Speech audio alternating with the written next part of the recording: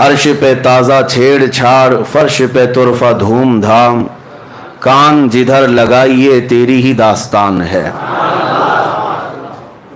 عزیزان گرامی وقار، آج کی یہ پاکیزہ محفل نبی رحمت شفیع امت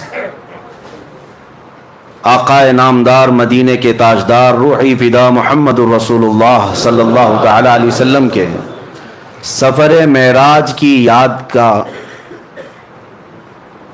حسین موقع اپنی زندگیوں میں اس کے انوار و تجلیات لوٹنے کا اور اپنی نسلوں تک اس عقیدے کو منتقل کرنے کا آج حسین موقع ہے۔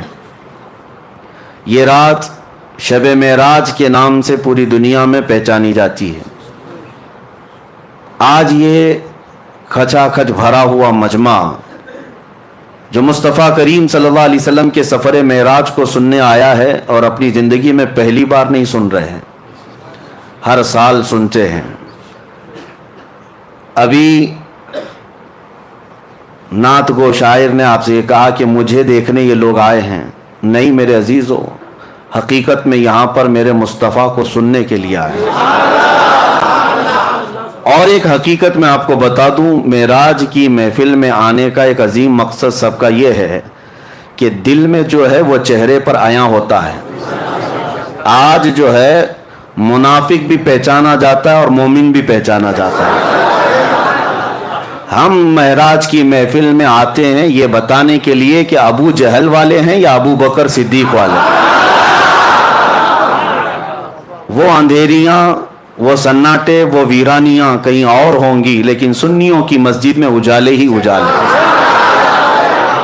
اس لیے کہ ہم رسول اللہ کے، جنت رسول اللہ کی، اور نور والے رسول ہیں تو محفلیں بھی نور ہی نور ہے۔ الحمدللہ میں سب سے پہلے آپ کو مبارکبادی پیش کرتا ہوں کہ اللہ تبارک و تعالیٰ نے تمہیں اجالوں میں رکھا اور قبر میں بھی اللہ میرے مصطفیٰ کا اجالا نصیب فرمائے۔ جن راتوں کو تم نے اجالا کیا ہے یہ میرے مصطفیٰ کی یاد میں اجالا کیا ہے۔ ہاں، لوگوں کو آج ہزار اعتراضات ہونے دو، معراج کہاں سے ثابت ہے، معراج کی شب میں مسجدوں کو لائٹنگ کیوں کیا جاتا ہے، کیوں قمقمے لگائے جاتے ہیں، کیوں سجایا جاتا ہے، یہ سب اعتراضات چھوڑو، یہ ایمان و نفاق کی بات ہے، ایمان و نفاق کی بات ہے۔ میں تو یہی بات جانتا ہوں کہ تمہیں تمہارے چور بیٹوں کے برتھڈے پر سجانے میں کوئی اعتراض نہیں ہوتا، تمہارے ناجائز ہیپی اینیورسری میں سجانے کو کوئی اعتراض نہیں ہوتا، اور ہمیں کائنات کے دولہا کے آنے پر سجانے میں یہ اللہ تعالیٰ کی عطائیں اپنے اپنے نصیب کی بات ہے۔ تمہیں چوروں کی خوشیاں مبارک، ہمیں رسول پاک کی معراج مبارک۔ ہم نبی پاک صلی اللہ تعالیٰ علیہ وسلم سے ریلیٹڈ ہر چیز کی خوشی دھوم دھام سے مناتے ہیں، اور اللہ نے سنیوں کو ہی یہ حصہ عطا کیا ہے، میلاد بھی تم ہی مناؤ، معراج بھی تم ہی مناؤ۔ ہاں، نبی پاک صلی اللہ تعالیٰ علیہ وسلم سے ریلیٹڈ ہر چیز تمہیں وراثت میں دی گئی ہے۔ ہاں، جن کا حصہ نہیں ہے، جن کا نصیبہ نہیں ہے، مولا نے انہیں دنیا میں بھی محروم رکھا ہے، اور انشاءاللہ قیامت میں دیکھنا ہے، عرش حق ہے مسند رفعت رسول اللہ کی، دیکھنی ہے حشر میں عزت رسول اللہ کی، دیکھنی ہے حشر میں عزت رسول اللہ کی۔ حقیقت میں آپ کو بتاؤں، معراج کا واقعہ سنتے آتے ہیں ہم بچپن سے، اور پھر ہم اس کو دہراتے بھی ہیں، اس لیے کہ بچے جوان ہو رہے ہیں، جوان بوڑھے ہوتے جا رہے ہیں، اور حالات ایسے کہ روز روز نئی تحقیقات اور نئی افواہیں، کسی کی طرف سے اعتراض، کسی کی طرف سے شک ڈالنا، لیکن یہ محفلیں ہر سال آتی ہیں اور ہمارے ذہنوں سے شک کے غبار کو دور کر کے یقین پیدا کرتی ہیں، اور ہم اپنے بچوں میں یہ عقیدہ ٹرانسفر کرتے جائیں گے، اور یہی بات بتاتے جائیں گے اپنے بچوں کو کہ نبی پاک صلی اللہ تعالیٰ علیہ وسلم کی معراج یہ صرف اور صرف ایک واقعہ نہیں ہے، ایک کسوٹی ہے پہچاننے کی، ایک کسوٹی ہے پہچاننے کی۔ مانتے ہو کہ نہیں مانتے ہو یہ دیکھا جائے گا، کیونکہ میرے آقا صلی اللہ تعالیٰ علیہ وسلم کو اللہ نے بہت ساری خصوصیات عطا کی، سب حضور نے قوم میں نہیں بتائی، حضور کو بہت کچھ عطا کیا گیا ہے، سب امت کے سامنے میرے آقا نے نہیں بتائی، لیکن معراج کا سفر حضور کر کے آئے، بتانا کیا ضروری تھا؟ حضور کو اللہ نے نوازا ہے، نبی پاک صلی اللہ تعالیٰ علیہ وسلم کو قرب میں بلایا ہے، ساری نعمتیں اللہ نے اپنے حبیب کو عطا کی، لیکن آ کر کے میرے آقا نے امت کے سامنے رکھا کیوں؟ بتایا کیوں؟ اسی لیے کہ اب دیکھا جائے گا مومن کون ہے منافق کون ہے، یہ بتانا حضور پاک صلی اللہ تعالی علیہ وسلم کی سنت ہے۔ اور جو آج بھونکتے ہیں ان مولویوں کو میں کہتا ہوں حضور نے معراج کا واقعہ خود بیان کیا، آج تک سنیوں کی مجلس سے جو جو عالم بیان کرتا ہے وہ میرے مصطفیٰ کی سنت پر عمل کرتا ہے۔ معراج کا واقعہ بیان کرنا خود میرے آقا صلی اللہ علیہ وسلم کی سنت مبارکہ ہے، ہم اس عظیم سنت کو زندہ کرنے آئے ہیں۔ میرے عزیزوں، معراج کا سفر جو ہے وہ حقیقت میں ایک معجزہ ہے، وہ ایک معجزہ ہے۔ معجزہ کسے کہتے ہیں؟ یہاں پر بہت ساری مجھے آج بحث کرنی ہے علمی اعتبار سے، دلائل کی روشنی میں، لیکن اس سے پہلے مختصر انداز میں واقعہ معراج کو عرض کیے دیتا ہوں۔ معراج کا سفر پہلے سن لیتے ہیں اور اس پر آنے والے اعتراضات، چاہے وہ جدید ٹیکنالوجی کے دور میں سائنس کے اعتبار سے کوئی یا کسی بھی اپنی من گھڑت تعویلات کی بنیاد پر اعتراض کرتا ہے تو ہم اس کا شافی و کافی جواب رکھتے ہیں۔ الحمدللہ نبی پاک صلی اللہ تعالی علیہ وسلم کے اعلان نبوت کے بعد مسلسل کفار و مشرکین کی طرف سے تکلیفیں بڑھتی جاتی تھیں، ہر دن ایک نیا فتنہ، ہر دن صحابہ کی آزمائش۔ نبی رحمت صلی اللہ تعالی علیہ وسلم کو کس طرح کی اذیتیں دی گئی، بائیکاٹ کیا گیا، سوشل بائیکاٹ کیا گیا، نبی پاک صلی اللہ علیہ وسلم کے غلاموں کو مارا گیا، قتل کیا گیا، شہید کیا گیا، سب دیکھا۔ نبی پاک صلی اللہ تعالی علیہ وسلم نے اعلان نبوت کے 10ویں سال کے بعد غمگین تھے، آپ کا قلب اطہر غمگین تھا۔ اللہ رب العزت نے یہی 26ویں رجب کا دن گزار کر کے جو 27ویں شب آئی، جبرائیل امین کو بھیجا کہ جاؤ میرا محبوب کبیدہ خاطر ہے، میرا محبوب غمگین ہے، میں محبوب کو دنیا کی نہیں اپنے قرب کی لذتیں دینا چاہتا ہوں۔ ہم اور آپ پریشان ہوتے ہیں تو ہمارے دل کو بہلانے کے لیے کئی جگہ ہیں، کوئی پہاڑ کے اوپر جائے، کوئی سمندر کے کنارے جائے، کوئی باغیچے میں چلا جائے، یہ ہمارے اور تمہارے دل بہلانے کی جگہ ہو سکتی ہیں، لیکن اللہ کا محبوب جب غمگین ہو تو اس رسول کو دل بہلانے کے لیے اللہ نے دنیا کے کوئی مقامات نہیں رکھے، فرمایا سیدھے محبوب کو بلاؤ اور جنت کی سیر کراؤ اور عرش و کرسی لوح و قلم دکھاؤ، اور پھر لامکاں کی سیر کے بعد رب ذوالجلال کے قرب کی لذتیں دی جائے۔ میرے آقا صلی اللہ تعالی علیہ وسلم کو کس طرح بلایا گیا؟ ہم اور آپ اگر دوست ہیں، بلانے کے کئی طریقے ہیں، میں خط بھیج کر کے بلا سکتا ہوں آپ کو، ٹیلی فون کر کے بلا سکتا ہوں، میسج دے کر کے بلا سکتا ہوں، یہ ایک بلانے کا ایک طریقہ یہ ہے۔ یا تو پھر آپ کو بلانے کے لیے بہت اعلیٰ محبت کا تقاضا یہ ہوتا ہے کہ اعلیٰ محبت کا تقاضا اپنی طرف سے کسی ایک کو قاصد بنا کر بھیجوں، اپنا معتمد کوئی ہو اسے قاصد بنا کر بھیجوں اور کہوں کہ آ جائیے آپ تشریف لائی، یہ عزت کا اعلیٰ درجہ ہوتا ہے۔ اور اس سے بھی اعلیٰ درجہ یہ ہوتا ہے کہ چل کر نہ ہو، میں سواری بھی میں ہی بھیجتا ہوں، یہ محبت کا اعلیٰ درجہ ہوتا ہے۔ رب تبارک و تعالیٰ معراج کی رات جب اپنے محبوب کو بلایا، ویسے تو قرآن کی آیتیں ڈائریکٹ اتر رہی تھیں، اللہ تبارک و تعالیٰ وہی فرما دیتا محبوب آ جاؤ میرے پاس، نہیں، عظمت اور محبت کا تقاضا یہ تھا، کائنات میں فرشتوں میں سب سے اعلیٰ جو ملائکہ اعلیٰ میں فرشتہ ہے وہ سید الملائکہ جبرائیل امین کو بھیجا گیا، جبرائیل امین کو بھیجا گیا، اور ساتھ میں براق سواری کو بھی بھیجا گیا۔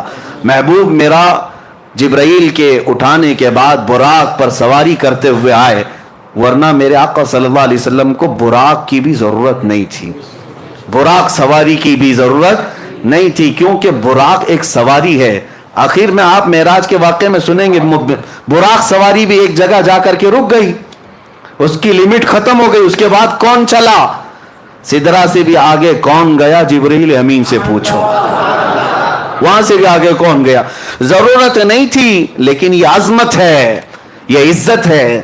حضور پاک صلی اللہ تعالی علیہ وسلم سے اللہ تبارک و تعالی جو محبت فرماتا ہے اس محبت کا تقاضا ہے۔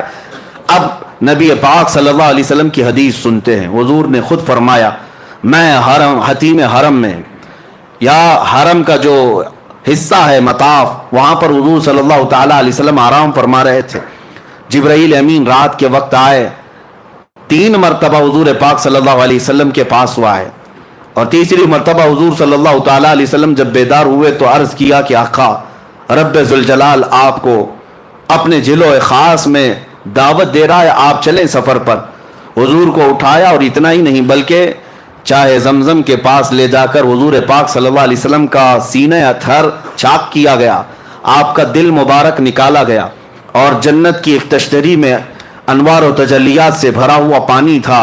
اس پانی سے رسول کریم صلی اللہ علیہ وسلم کے قلب اطہر کو دھویا گیا, پھر دوبارہ آپ کے سینے مبارکہ میں رکھا گیا, اور اس کے بعد پھر جبرائیل امین نے عرض کیا براق سواری آپ کے لیے تیار ہے. نبی پاک صلی اللہ تعالیٰ علیہ وسلم جب براق کے پاس گئے, یہ سواری نہ پہلے آپ سے کسی کو دی گئی اور نہ قیامت تک کسی کو دی جائے گی. وہ رسول کریم صلی اللہ علیہ وسلم کا خاصہ ہے.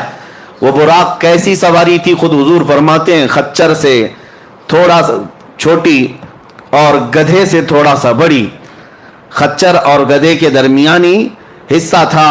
اور اس سواری پر جب حضور صلی اللہ علیہ وسلم تشریف لے جانے لگے, وہ شوق سے اچھل کود کرنے لگا. جبرائیل امین علیہ الصلوۃ والتسلیم نے ارشاد فرمایا براق تجھے معلوم نہیں سید الانبیاء تجھ پر سواری کر رہے ہیں. براق نے یہی کہا کہ اسی شوق میں اور اسی مست و شادمانی میں رقص کنا ہوں.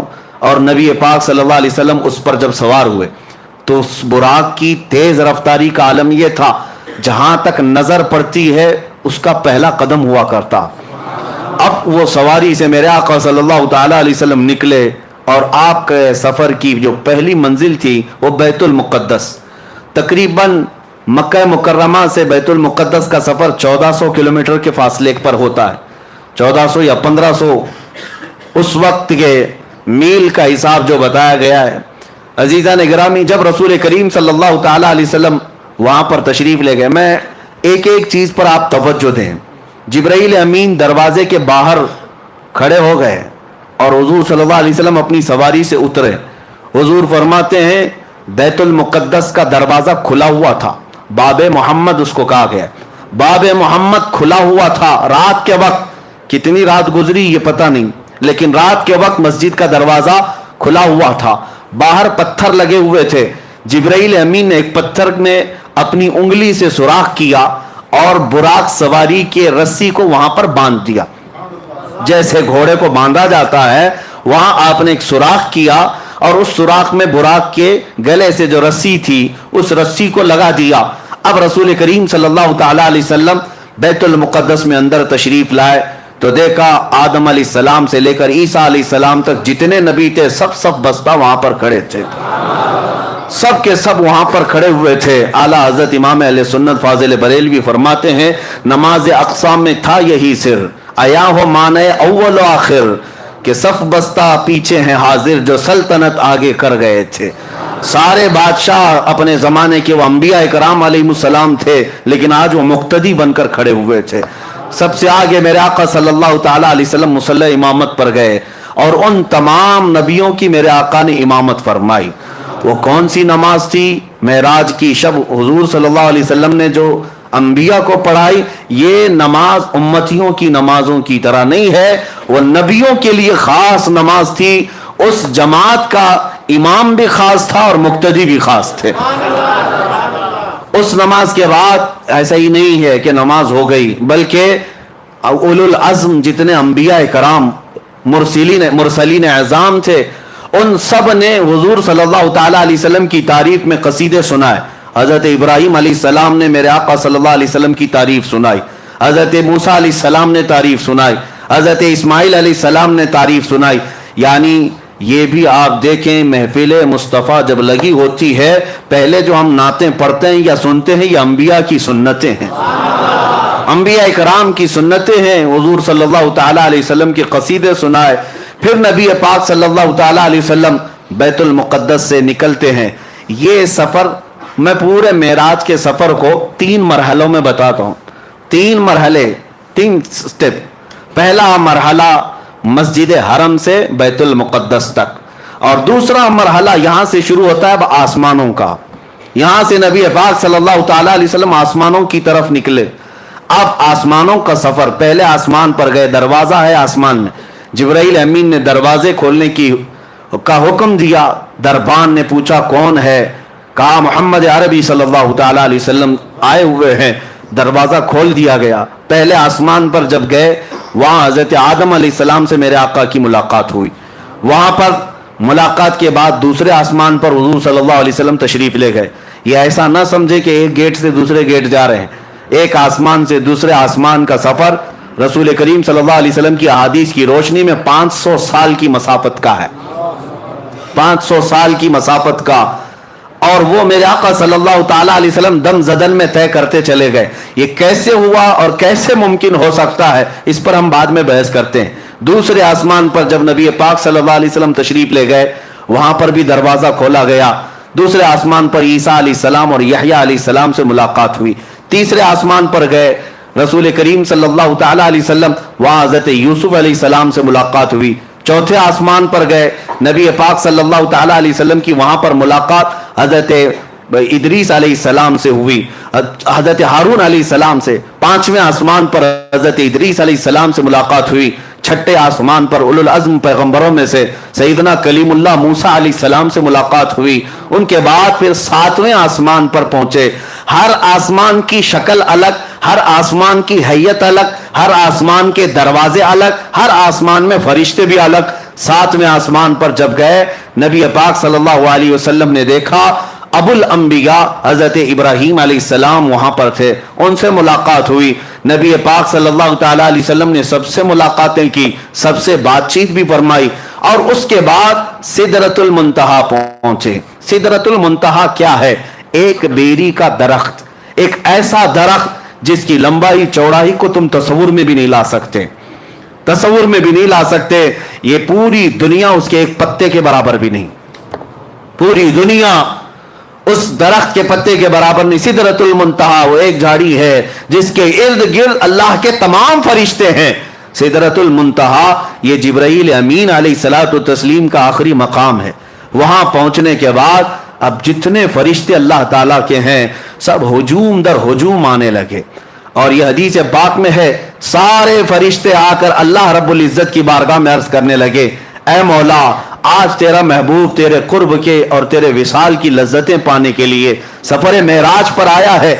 इससे बेहतर मौका हमें नहीं मिलेगा, एक बार तेरे हबीब के दीदार का मौका अता किया जाए। अल्लाह रब्बुल इज्जत की तरफ से मलए आला तमाम फरिश्तों को इजाजत दी गई। हुजूर सल्लल्लाहु ताला अलैहि वसल्लम इरशाद फरमाते हैं, मैं सिदरतुल मुंतहा के पास था, फरिश्ते हुजूम दर हुजूम आते और जियारत करते, दुरूद पढ़ते और निकलते चले जाते। वो कैसा समा था, वो कैसा नूर का वो माहौल था कि इस लम्हे, ये कितने लम्हे गुजरा, कितना जमाना गुजरा, हम में से कोई इदराक नहीं कर सकता, तस्वुर नहीं कर सकता। सिदरतुल मुंतहा के सफर के बाद ये दूसरा मरहला खत्म हुआ, ये सेकंड स्टेप। 3 स्टेप में मैं बता रहा हूं। तीसरा मरहला, अब सिदरतुल मुंतहा के बाद बुराक को भी छोड़ दिया गया, जिब्राईल अमीन भी वहां रुक गए और हुजूर सल्लल्लाहु अलैहि वसल्लम ने उनसे कहा कि चलो जिब्राईल आगे। तो जिब्राईल कहने लगे, लौ दनौ तो अनमुलतन, अगर मैं एक राई के दाने के बराबर भी आगे बढ़ जाऊं तो अल्लाह की तजल्ली से मेरे पर जल जाएंगे। इससे ज्यादा की लिमिट नहीं है, इससे आगे नहीं जा सकता। आप तशरीफ ले जाएं, आपका रब आपका हामी व नासिर है। नबी पाक सल्लल्लाहु अलैहि वसल्लम उसके आगे का जो सफर फरमाते हैं। फिर भी अभी एक सवारी लाई गई जिसको रफरफ कहा गया। रफरफ ये बुराक से भी कई हजार दर्जे तेज रफ्तार, बुराक से कई हजार दर्जे तेज रफ्तार। उसमें जब नबी पाक सल्लल्लाहु ताला अलैहि वसल्लम सवार हुए तो जहां तक जिब्राईल की नजरें जाती थी वहां तक रफरफ गया। फिर हुजूर सल्लल्लाहु ताला अलैहि वसल्लम को रफरफ से भी उतरने का हुक्म हुआ। रफरफ से जब आप सल्लल्लाहु अलैहि वसल्लम उतर आए तो उस सवारी को भी छोड़ दिया गया। अब हुक्म हुआ कि अब महबूब अकेले जाएं, इससे आगे अब किसी का सफर नहीं है, अब आप अकेले जाएं। अब जिस जगह मेरे आका सल्लल्लाहु अलैहि वसल्लम गए उसको कहते हैं ला मकान। उसको क्या कहते हैं? ला मकान। ला मकान का मतलब होता है मकान है ही नहीं, जगह है ही नहीं, क्या बोलोगे उसको? उसका नाम क्या है? उसका नाम क्या? अच्छा, और दूसरी बात, वो कहां है, कैसा है, किधर है, ये भी नहीं पता। हम यहां हैं तो हमारे जिहतें हैं, 6 जिहत मशहूर है। जिहत किसको कहते हैं? डायरेक्शंस को, एक सामने, एक पीछे, एक दाएं, एक बाएं, एक ऊपर, एक नीचे, इसको जिहत कहते हैं। सामने होना, पीछे होना, दाएं होना, बाएं होना, ऊपर होना, नीचे होना, ये जिहत है, ये सिमत है। नबी पाक सल्लल्लाहु ताला अलैहि वसल्लम जहां तशरीफ ले गए वहां कोई जिहत ही नहीं, कोई जिहत नहीं। वहां सामने भी नहीं कह सकते, पीछे भी नहीं कह सकते, दाएं भी नहीं, बाएं भी नहीं, ऊपर भी नहीं, नीचे भी नहीं। ये सिर्फ मकान में होता है, ला मकान में नहीं होता। ला मकान में जिहतें नहीं होती। इसी को आला हजरत फरमाते हैं, खिरत से कह दो कि सर झुका ले। खिरत कहते हैं अकल को, अकल के घोड़े दौड़ाने वालों, खिरत से कह दो कि सर झुका ले। यहां जिहत को पड़े हैं लाले, यानी जिहत जो है सिमत उनको खुद ही नहीं मालूम। आला हजरत फरमाते हैं यहां जिहत को पड़े हैं लाले, किसे बताएं किधर गए थे नबी पाक सल्लल्लाहु ताला अलैहि वसल्लम, किधर गए थे कौन बताए? इधर गए थे कि उधर गए थे, उधर गए थे कि इधर गए थे? आला हजरत फरमाते हैं इधर उधर भी मकान में है, ला मकान में है ही नहीं। ला मकान में इधर उधर भी नहीं, यहां वहां भी नहीं, बल्कि वो ला मकान है। अब रसूल पाक सल्लल्लाहु अलैहि वसल्लम का वो नूरी सफर ये तीसरे मरहले का है। अब मैं आपको बताऊं, 3 सफरों के लिए 3 अलग अलग शान मेरे मुस्तफा को दी गई है, अलग अलग शान। जाहिर सी बात है, मैं आपको बताऊं, हर सफर के कपड़े अलग होते हैं, हर सफर के कपड़े अलग होते हैं। कश्मीर जाओ तो ठंडी का लिबास लेके जाओ। हाँ, अक्सर ठंडियों के मौसम में यूं ही नहीं जाते, किसी गर्म जगह पर जा रहे हो तो वहां के कपड़े अलग होते हैं, हर जगह के कपड़े अलग होते हैं। जहां का सफर करना है वैसा लिबास, वैसा खाना। अब नबी पाक सल्लल्लाहु ताला अलैहि वसल्लम के इस सफर में अइम्मा इकराम ने फरमाया, पहला सफर जो था वो आलम बशरियत का था, मस्जिद हरम से मस्जिद अक्सा तक, यह आलम बशरियत का सफर था, बशरियत का। और अब से यहां से बैतुल मुक़द्दस से सिदरतुल मुंतहा तक नबी पाक सल्लल्लाहु अलैहि वसल्लम की नूरानियत का सफर था।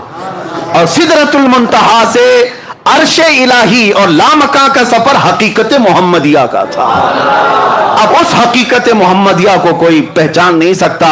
बशरियत भी मेरे आका में है, नूरानियत भी मेरे आका में है, और हकीकत भी मेरे आका में है। और हर जगह का लिबास अलग है, और हर जगह की मेराज हुई। हर जगह की मेराज किसे कहते हैं? उरूज को, बुलंदी को। हर जगह वो चीज मेरे आका को दी गई जिसको आम इंसान कर ही नहीं सकता, आम इंसान कर ही नहीं सकता। बशरियत में मेरे आका को ऐसा ले जाया गया कि मस्जिद हरम से मस्जिद अक्सा तक का सफर कितने छोटे लम्हे में कराया गया। क्या कोई ये बशर कर सकता है? यह आलम बशरियत की मेराज थी, और यह भी मौजज़ा है। अब बैतुल मुक़द्दस से सिदरतुल मुंतहा का सफर, यह नूरानियत का सफर है, और वो सफर भी कोई फरिश्ता भी नहीं कर सकता। वो नबी पाक सल्लल्लाहु ताला अलैहि वसल्लम को मेराज दी गई। अब सिदरतुल मुंतहा से रब्बे जुल जलाल की विसाल और कुर्ब तक की सबका सफर, यह हकीकत मोहम्मदिया का सफर था। वहां भी मेराज, हुजूर की बशरियत की भी मेराज है, नूरानियत की भी मेराज है, और हकीकत की भी मेराज है। हर कैफियत और हर मरहले की मेराज।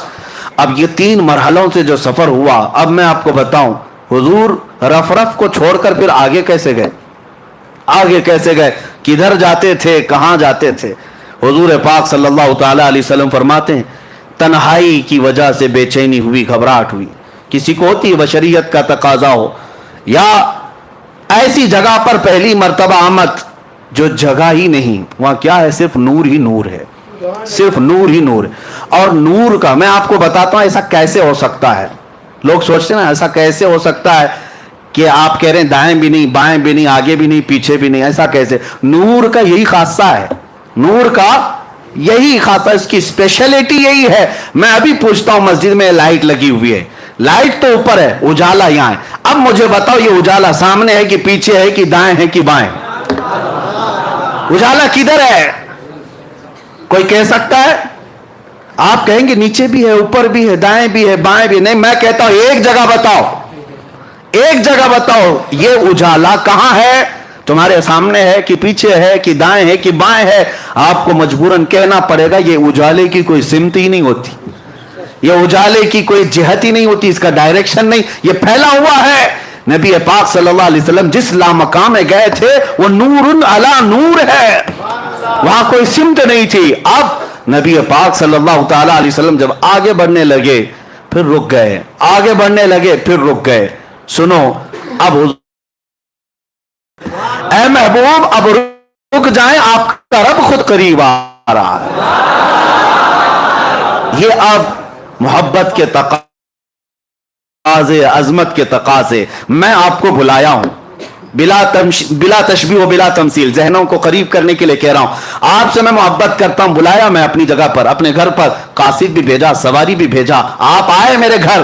مجھے پتا چلا میں جس مہمان کو اور جس محبوب کو بلایا ہوں آیا ہوں. اب اور اعلیٰ محبت کا تقاضا یہ ہے, میں اپنے گھر کے صوفے میں بیٹھ کر انتظار نہ کروں, دروازے سے نکل کر کے تمہارا استقبال کروں, نکل کر میں تمہارا استقبال کروں. یہ اعلیٰ درجے کی عظمت ہوا کرتی ہے, بلا تشبیہ بلا تمثیل. میرے مصطفیٰ رب ذوالجلال کے قرب میں جا رہے تھے, بلایا گیا قاصد بھیج کر, بلایا گیا سواری پر بٹھا کر, لیکن جب اس جگہ پر پہنچے جس جگہ کا نام ہی نہیں ہے, تو رب تبارک و تعالیٰ نے ارشاد فرمایا, قف یا محمد ان ربک یصلی, اے محبوب رک جائیں, آپ کا رب خود قریب آ رہا ہے. اب کتنا قریب آیا, کتنا قریب آیا. اب سورہ نجم کی آیتیں سنو, رب تعالیٰ فرماتا ہے ثم دنا فتدلی فکان قاب قوسین او ادنا, پھر وہ قریب ہوا اور قریب ہوا, پھر وہ قریب ہوا اور قریب ہوا, اتنا کہ دو کمانوں کے بیچ کا جو حصہ ہوتا ہے اس سے بھی زیادہ قریب ہوا.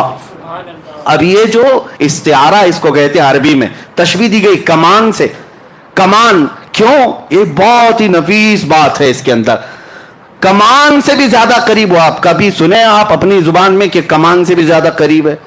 قاب قوسین, یہ قرآن پاک سورہ نجم میں قوسین کہتے ہیں. تیر کمان تو دیکھا ہوگا نا, ہاں کمان جو ہے وہ اس طرح سے گول, ہاف دائرہ, ہاف سرکل. یہ جو کمان ہے اس سے تشبیہ کیوں دی گئی؟ ایک دو کمانوں سے بھی کم کا فاصلہ رہ گیا. اصل میں لوگ یہ سمجھتے ہوں گے یہ جو تیر کمان ہے یہ نہیں ہے, عربوں کی ایک کہاوت ہے یہ, کیونکہ قرآن عربی میں نازل ہوا عربوں کو چیلنج کرتے ہوئے. ان کے ہاں جو محاورے چلتے تھے وہ کیا ہے پتہ ہے؟ عرب قبیلوں میں, عرب خاندانوں میں ایک دستور تھا, دو خاندان والے جب صلح کرتے, جب دو خاندان والے کوئی معاہدہ کرتے, ایگریمنٹ کرتے کہ آج سے ہم اور آپ سگے بھائی کی طرح ہیں, محبت میں ہم ایک دوسرے سے بہت قریب ہیں, تو کیا کرتے تھے پتہ ہے؟ ایک خاندان کا لیڈر دوسرے خاندان کا لیڈر دونوں میدان میں آتے اور دونوں کے ہاتھ میں کمان ہوتے تھے. توجہ سے سنیں, دونوں کے ہاتھوں میں کمان ہوتے اور تیر بھی ہوتے. دونوں محبت کا ایگریمنٹ کر رہے ہیں, دونوں دو خاندانوں میں جب صلح ہوتی اور محبت کا معاہدہ ہوتا تو یہ کرتے, دونوں کمان لے کر کے میدان میں آتے. اب کیا کرتے, اس قبیلے والا اپنا کمان اس کو دیتا, اس کا کمان خود لیتا, بدل ہوتے, عدل بدل. یہ اس قبیلے کی کمان لیتا اور وہ اس قبیلے کی کمان لیتا. اب کیا کرتے, سنیے عربوں کی محبت کے قصے. دونوں قبیلے والے تیر چلاتے اپنے اپنے کمانوں سے, تیر چلاتے, اور جب تیر جا کر گرتا تو دونوں خاندانوں والے نعرہ کیا لگاتے پتہ ہے؟ کہ تمہارا چلایا ہوا تیر ہمارا ہے, ہمارا چلایا ہوا تیر تمہارا ہے. یہ محبت کے لیے یہ طریقہ ہوتا تھا. قوسین اس کو کہتے, دو کمانوں کو, کہ جب بہت زیادہ قریب ہو جائیں تو میرا تیر تم چلاؤ, تمہارا تیر میں چلاؤں, لیکن بات یہ ہوگی سب میں کہ میرا چلایا ہوا تمہارا سمجھا جائے گا, تمہارا چلایا ہوا میرا سمجھا جائے گا. یہ عربوں میں قریب ہونے کو مثال دی جاتی, بلا تشبیہ و بلا تمثیل. رب ذوالجلال نے قریب بلا کر کے یہ ارشاد فرمایا, وہ عربوں میں قوسین بدل کر کے قریب ہونے کی بات کرتے ہیں, میرا محبوب تو اس سے بھی زیادہ قریب ہوا. اور اسی کو اعلیٰ حضرت اپنے قصیدے میں فرماتے ہیں, میں تو مالک ہی کہوں گا کہ ہو مالک کے حبیب, میں تو مالک ہی کہوں گا کہ ہو مالک کے حبیب. یعنی محبوب و محب میں نہیں میرا تیرا, محبوب و محب میں نہیں میرا تیرا, جو کام خدا کا ہے وہ کام میرے رسول کا ہے. اور قرآن میں بھی ہے جو رسول نے فرمایا, اللہ فرماتا ہے یہ میرا کام ہے. تو یہ قرب کے لیے کہا گیا, اتنا قریب میرے آقا تشریف لے گئے. اب میں آپ کو بتاتا ہوں اس کے بعد کیا ہوا. اس کے بعد کیا ہوا, وہاں پر رب ذوالجلال کو محبوب رب نے حضور پاک صلی اللہ تعالی علیہ وسلم نے اپنے ظاہری آنکھوں سے دیکھا، صرف تجلی کو نہیں، پوری ذات الہی کو دیکھا۔ اب یہاں پر جو اعتراض ہے قرآن پاک میں لا تدرکہ الابصار، اس کو کوئی آنکھ دیکھ نہیں سکتی، اس کو کوئی آنکھ دیکھ نہیں سکتی۔ یہ آیت پڑھ کر کے بعض لوگ یہ کہتے ہیں یہ ہو ہی نہیں سکتا، حضور کیسے دیکھ سکتے ہیں؟ لیکن میں ان سے کہتا ہوں اس آیت میں اللہ نے یہ نہیں فرمایا کہ میں عطا کروں تو بھی نہیں دیکھ سکتا، یہ تو نہیں فرمایا۔ کوئی آنکھ نہیں دیکھ سکتی یقین ہے، لیکن وہ خود کسی کو طاقت دے دے تو ممکن ہے، ممکن ہے۔ مولا کریم، اب میں آپ کو اسی بحث کی طرف لے جاؤں گا۔ پہلے اس معراج کے واقعے کو کمپلیٹ کرتے ہیں، کیونکہ یہ ہمارا دستور ہے، پورا آپ سن لیں۔ قریب اتنا ہوئے، اب اس کے بعد کتنی دیر رہے، کیا باتیں ہوئی، یہ محبوب و محب کے راز ہیں۔ فَأَوْحَى إِلَىٰ عَبْدِهِ مَا أَوْحَى، قرآن میں یہ ہے کہ اللہ نے اپنے حبیب پر وحی کی جو وحی کی، خود رب تعالیٰ نہیں بتایا۔ قرآن میں ہر چیز بتائی گئی ہے، لیکن وہاں اپنے حبیب کو کیا باتیں کی، اللہ فرماتا ہے فَأَوْحَى إِلَىٰ عَبْدِهِ مَا أَوْحَى، اپنے بندے خاص سے جو باتیں کرنی تھی کر لیا، رب ہو گئی باتیں۔ اب اس کے بعد رسول پاک صلی اللہ علیہ وسلم ارشاد فرماتے اللہ عز و جل نے اپنے دست قدرت کو میرے سینے پر رکھا، جس کی ٹھنڈک میں نے اپنے دل میں محسوس کی، اور اس کے بعد میں نے زمین و آسمان کی ہر چھپی ہوئی چیز کو دیکھ لیا، ہر شے میرے سامنے عیاں ہو گئی۔ پھر اعلیٰ حضرت اسی کو فرماتے ہیں یا رسول اللہ، سر عرش پر ہے تیری گزر، در فرش پر ہے تیری نظر، ملکوت و ملک میں نہیں کوئی شے وہ جو تجھ پہ عیاں نہیں، اور کوئی غیب کیا تم سے نہاں ہو بھلا، جب نہ خدا ہی چھپا۔ سب سے اعلیٰ دنیا میں کوئی چیز آپ کو لگتی ہو تو آپ اپنے اپنے حساب سے عقل سے سوچتے ہوں گے آسمان سب سے بلند ہے فلاں اس سے، لیکن پوری کائنات کو بنانے والا رب العالمین ہے۔ اس رب العالمین کو جب رسول پاک نے اپنی آنکھوں سے دیکھ لیا، خدا دیکھ لیا، تو پھر خدائی کیا رہ گئی؟ خدا کو دیکھ لیا تو پھر خدائی کوئی چیز باقی نہ رہی، سب دیکھ لیا میرے آقا صلی اللہ علیہ وسلم نے۔ اب رب العالمین کے جلوے خاص سے جب آنا تھا تب واپس ہوئے، اور کتنے سال تھے، کب آئے، یہ نوری سفر ہے، اس میں کوئی بتا نہیں سکتا۔ واپس جب میرے آقا صلی اللہ تعالی علیہ وسلم تشریف لائے تو آپ کو پتا ہے چھٹے آسمان پر حضرت موسیٰ علیہ السلام سے ملاقات ہوئی۔ اب یہاں پر بھی دیکھیں مہمان کے تقاضے کیا کیا ہوتے ہیں۔ پھر میں آتا ہوں ہماری زندگیوں کے معاملہ، پھر میں یہی کہوں گا بلا تشبیہ و بلا تمثیل، آپ سے محبت کرتا ہوں، بلانا چاہتا ہوں، قاصد بھیجا، سواری بھیجا، آپ آئے، گھر سے نکل کر کے میں آیا، استقبال کیا، آپ آ بھی گئے، بیٹھ بھی گئے، محبت کی باتیں بھی ہوئی، جانے لگے۔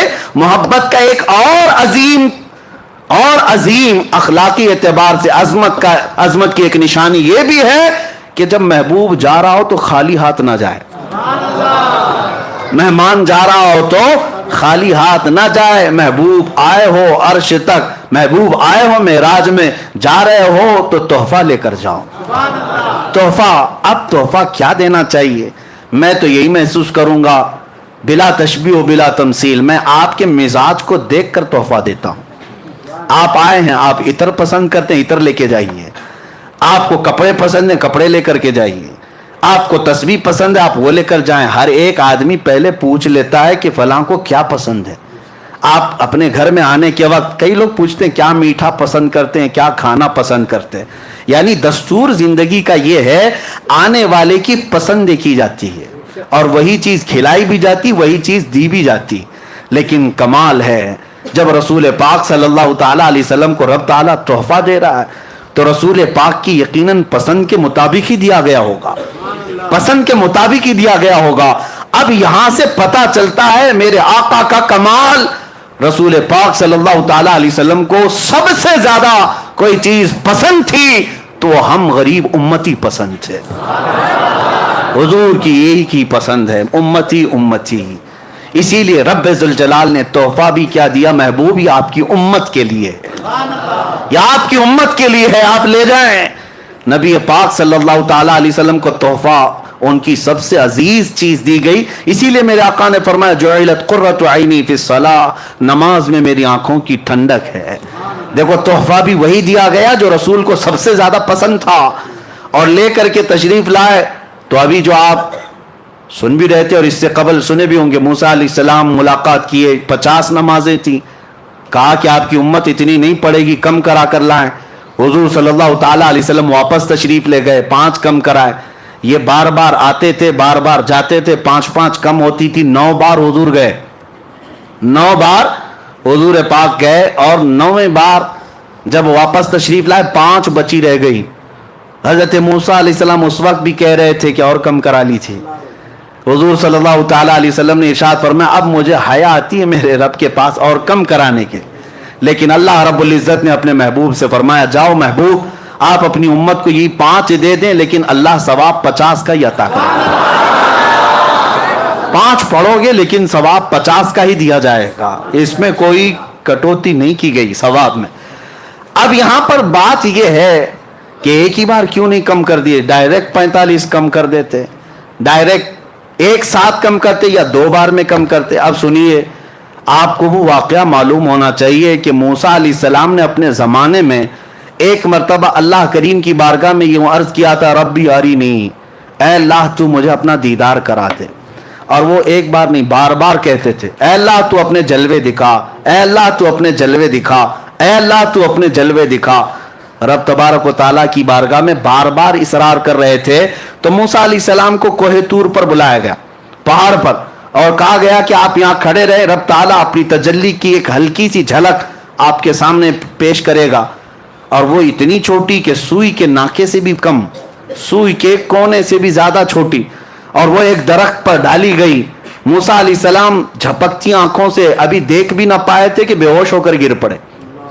قرآن پاک میں بھی یہ موجود ہے, فلما تجلی ربہ للجبل جعلہ, فلما تجلی ربہ, جب اللہ تبارک و تعالیٰ نے اپنی تجلی کو ظاہر فرمایا, خر موسیٰ صعقا, موسیٰ علیہ السلام بے ہوش ہو کر گر پڑے. اور اس کے بعد پھر اٹھے تو کہا سبحانک تبت الیک, تو بہت بلند و بالا ہے میرے مولا, میں تیری طرف واپس آتا ہوں. یعنی اس بات کی طرف سے میں واپس آ جاتا ہوں, اب تمنا نہیں کر پاؤں گا. اب موسیٰ علیہ السلام نے بار بار اصرار کیا تھا رب کو دیکھنے کی, لیکن نہیں دکھایا گیا.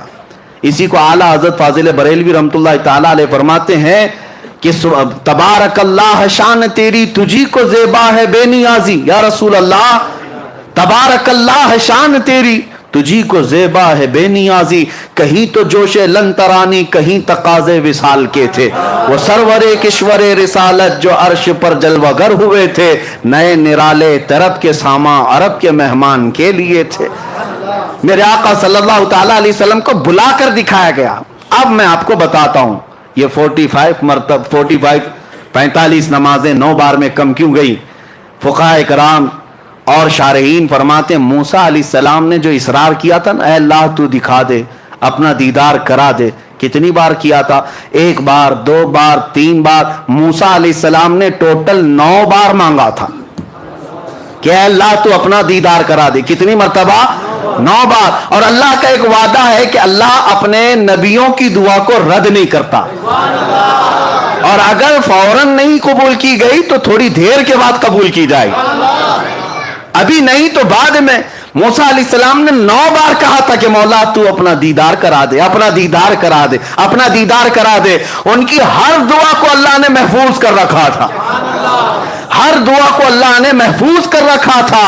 اے موسیٰ وہ وقت بھی آئے گا جب تجھے جلوے دکھائے جائیں گے, لیکن جب وہ وقت آیا معراج کا, اب رب تبارک و تعالیٰ اپنے حبیب کو جب بھیجا زیارت کے بعد, 6 آسمان پر موسیٰ علیہ السلام سے ملاقات ہوئی تو رب کا یہی حکم تھا, موسیٰ تم بظاہر اپنی آنکھوں سے ڈائریکٹ تو نہیں دیکھ سکتے تھے, اپنے حبیب کی آنکھوں میں اب میرے جلوے دیکھو. حبیب میری زیارت کیے آ رہا ہے, نظارے اپنی آنکھوں میں لیے آ رہا ہے. موسیٰ تم ڈائریکٹ تو نہیں دیکھ سکتے تھے, حبیب کی آنکھوں سے اپنے مولا کا دیدار کرو. ہم وسیلے والے اسی لیے ہیں میرے عزیزوں. اگر اعلیٰ حضرت کو پڑھو, کہتے ہیں بخدا خدا کا یہی ہے درد, بخدا خدا کا यही है डर, नहीं और कोई मफर मकर, जो वहां से हो यही आके हो, जो यहां नहीं तो वहां नहीं। हाँ, जो यहां नहीं तो। आला हजरत ने सच फरमाया, हुजूर के पास जाओ तभी दरवाजे खुलेंगे। यही दरवाजा रहमत है जो रब तक तुम्हें पहुंचाने वाला है। और शॉर्टकट भागने की कोशिश करोगे तो कटी पतंग न जाने कहां गिर जाओगे, न जाने कहां गिर जाओगे। और हमने देखा है जिनकी डोर कटी हुई है, आज वो बेचारे किसी की धोती में, किसी की साड़ी में है। हाँ देखिए, आज पता नहीं उसको भी राजी करना, इसको भी राजी करना है, और सबको राजी करते करते ऐसी हालत हो गई, धोबी का कुत्ता, न घर का न घाट का, न इधर के रहे न उधर के रहे, न खुदा ही मिला न विसाले सनम। हाँ, बीच में बात आ गई, मैं अर्ज कर रहा हूं मेरे अजीजों, याद रखो, राजी करना हो अपने हबीब को राजी करो, राजी करो। वो मौला तुम्हारे एक सजदे से राजी होता है। वो एक सजदा जिसे तू गिरा समझता है, 1000 सजदों से देता है आदमी को नजात। इकबाल ने सच कहा था, एक सजदा दिल के साथ मेरे मौला की बारगाह में कर लो, हर जगह मौला झुकने से महफूज रखेगा, हर जगह तुम्हारे सर को महफूज रखेगा। अभी अभी आपने सुना होगा, धर्म संसद के नाम पर कुछ पाखंडी मौलवी, आप पहले पाखंडी पुजारी होते थे, वो पाखंडी मौलवी भी हैं, वो गद्दार हैं जमात के, दाढ़ियां भी हैं, टोपियां भी हैं, और बड़े नामचीन नाम रखते हैं, और पूरे हिंदुस्तान की नुमाइंदगी करने की बात करते हैं। लेकिन इन्होंने क्या किया, अभी एक महफिल बुलाई धर्म संसद के नाम पर, शायद हो सकता है खबरें नहीं देख रहे हो आजकल, या पहुंची नहीं होंगी, अल्लाह करे कि ना ही पहुंचे, इसलिए कि दिलों के अंदर ऐसी चीजें पैदा हो जाती हैं, अल्लाह ही बचाए इन जालिमों की वजह से। ये जमात देवबंद के बड़े कायदीन उलमा की बात कर रहा हूं, जिनके पीछे पूरी पूरी जमात चलती है, और दर संसद बुलाकर पंडित भी हैं, सिख भी हैं, जैन भी हैं, बुलाया तो बुलाया, हमें इससे क्या है, जिसको बुलाना है सबको बुलाओ। लेकिन बैठे बैठे मौलवी साहब कहने लगे अल्लाह भी एक ही है, ओम भी एक ही है, जो अल्लाह कहेगा वो भी ठीक है, ओम कहेगा वो भी ठीक है, सब एक ही है। यही मैं कहता हूं कि कुछ को राजी करने के लिए उन्होंने किया तो स्टेज पर कि ये भी राजी हो जाएं, हुकूमत पर बैठे हुए कुत्ते थोड़े से हमें भी टुकड़े डाल दें, इसीलिए तो किया। लेकिन हुआ क्या, वहीं से छोड़ करके सारे चले गए और कहा मौलवी साहब तुम्हारे किस्से हम नहीं सुनेंगे। अल्लाह की पनाह, तुम इनको राजी करने के लिए कहां से कहां गिर पड़े, कहां से कहां गिर पड़े, ना इधर के रहे ना उधर के रहे। इसीलिए 100 साल पहले मेरे आला हजरत ने समझाया था, हाँ ऐ लोगों बेदार रहो, आंख से काजल साफ चुरा ले, यहाँ वो चोर भला के हैं। तेरी गठरी ताकी है और तूने नींद निकाली है, सोना जंगल रात अंधेरी छाई बदली काली है, सोने वालों जागते रहियो चोरों की। हाँ ये वही चोर हैं, ये वही चोर हैं।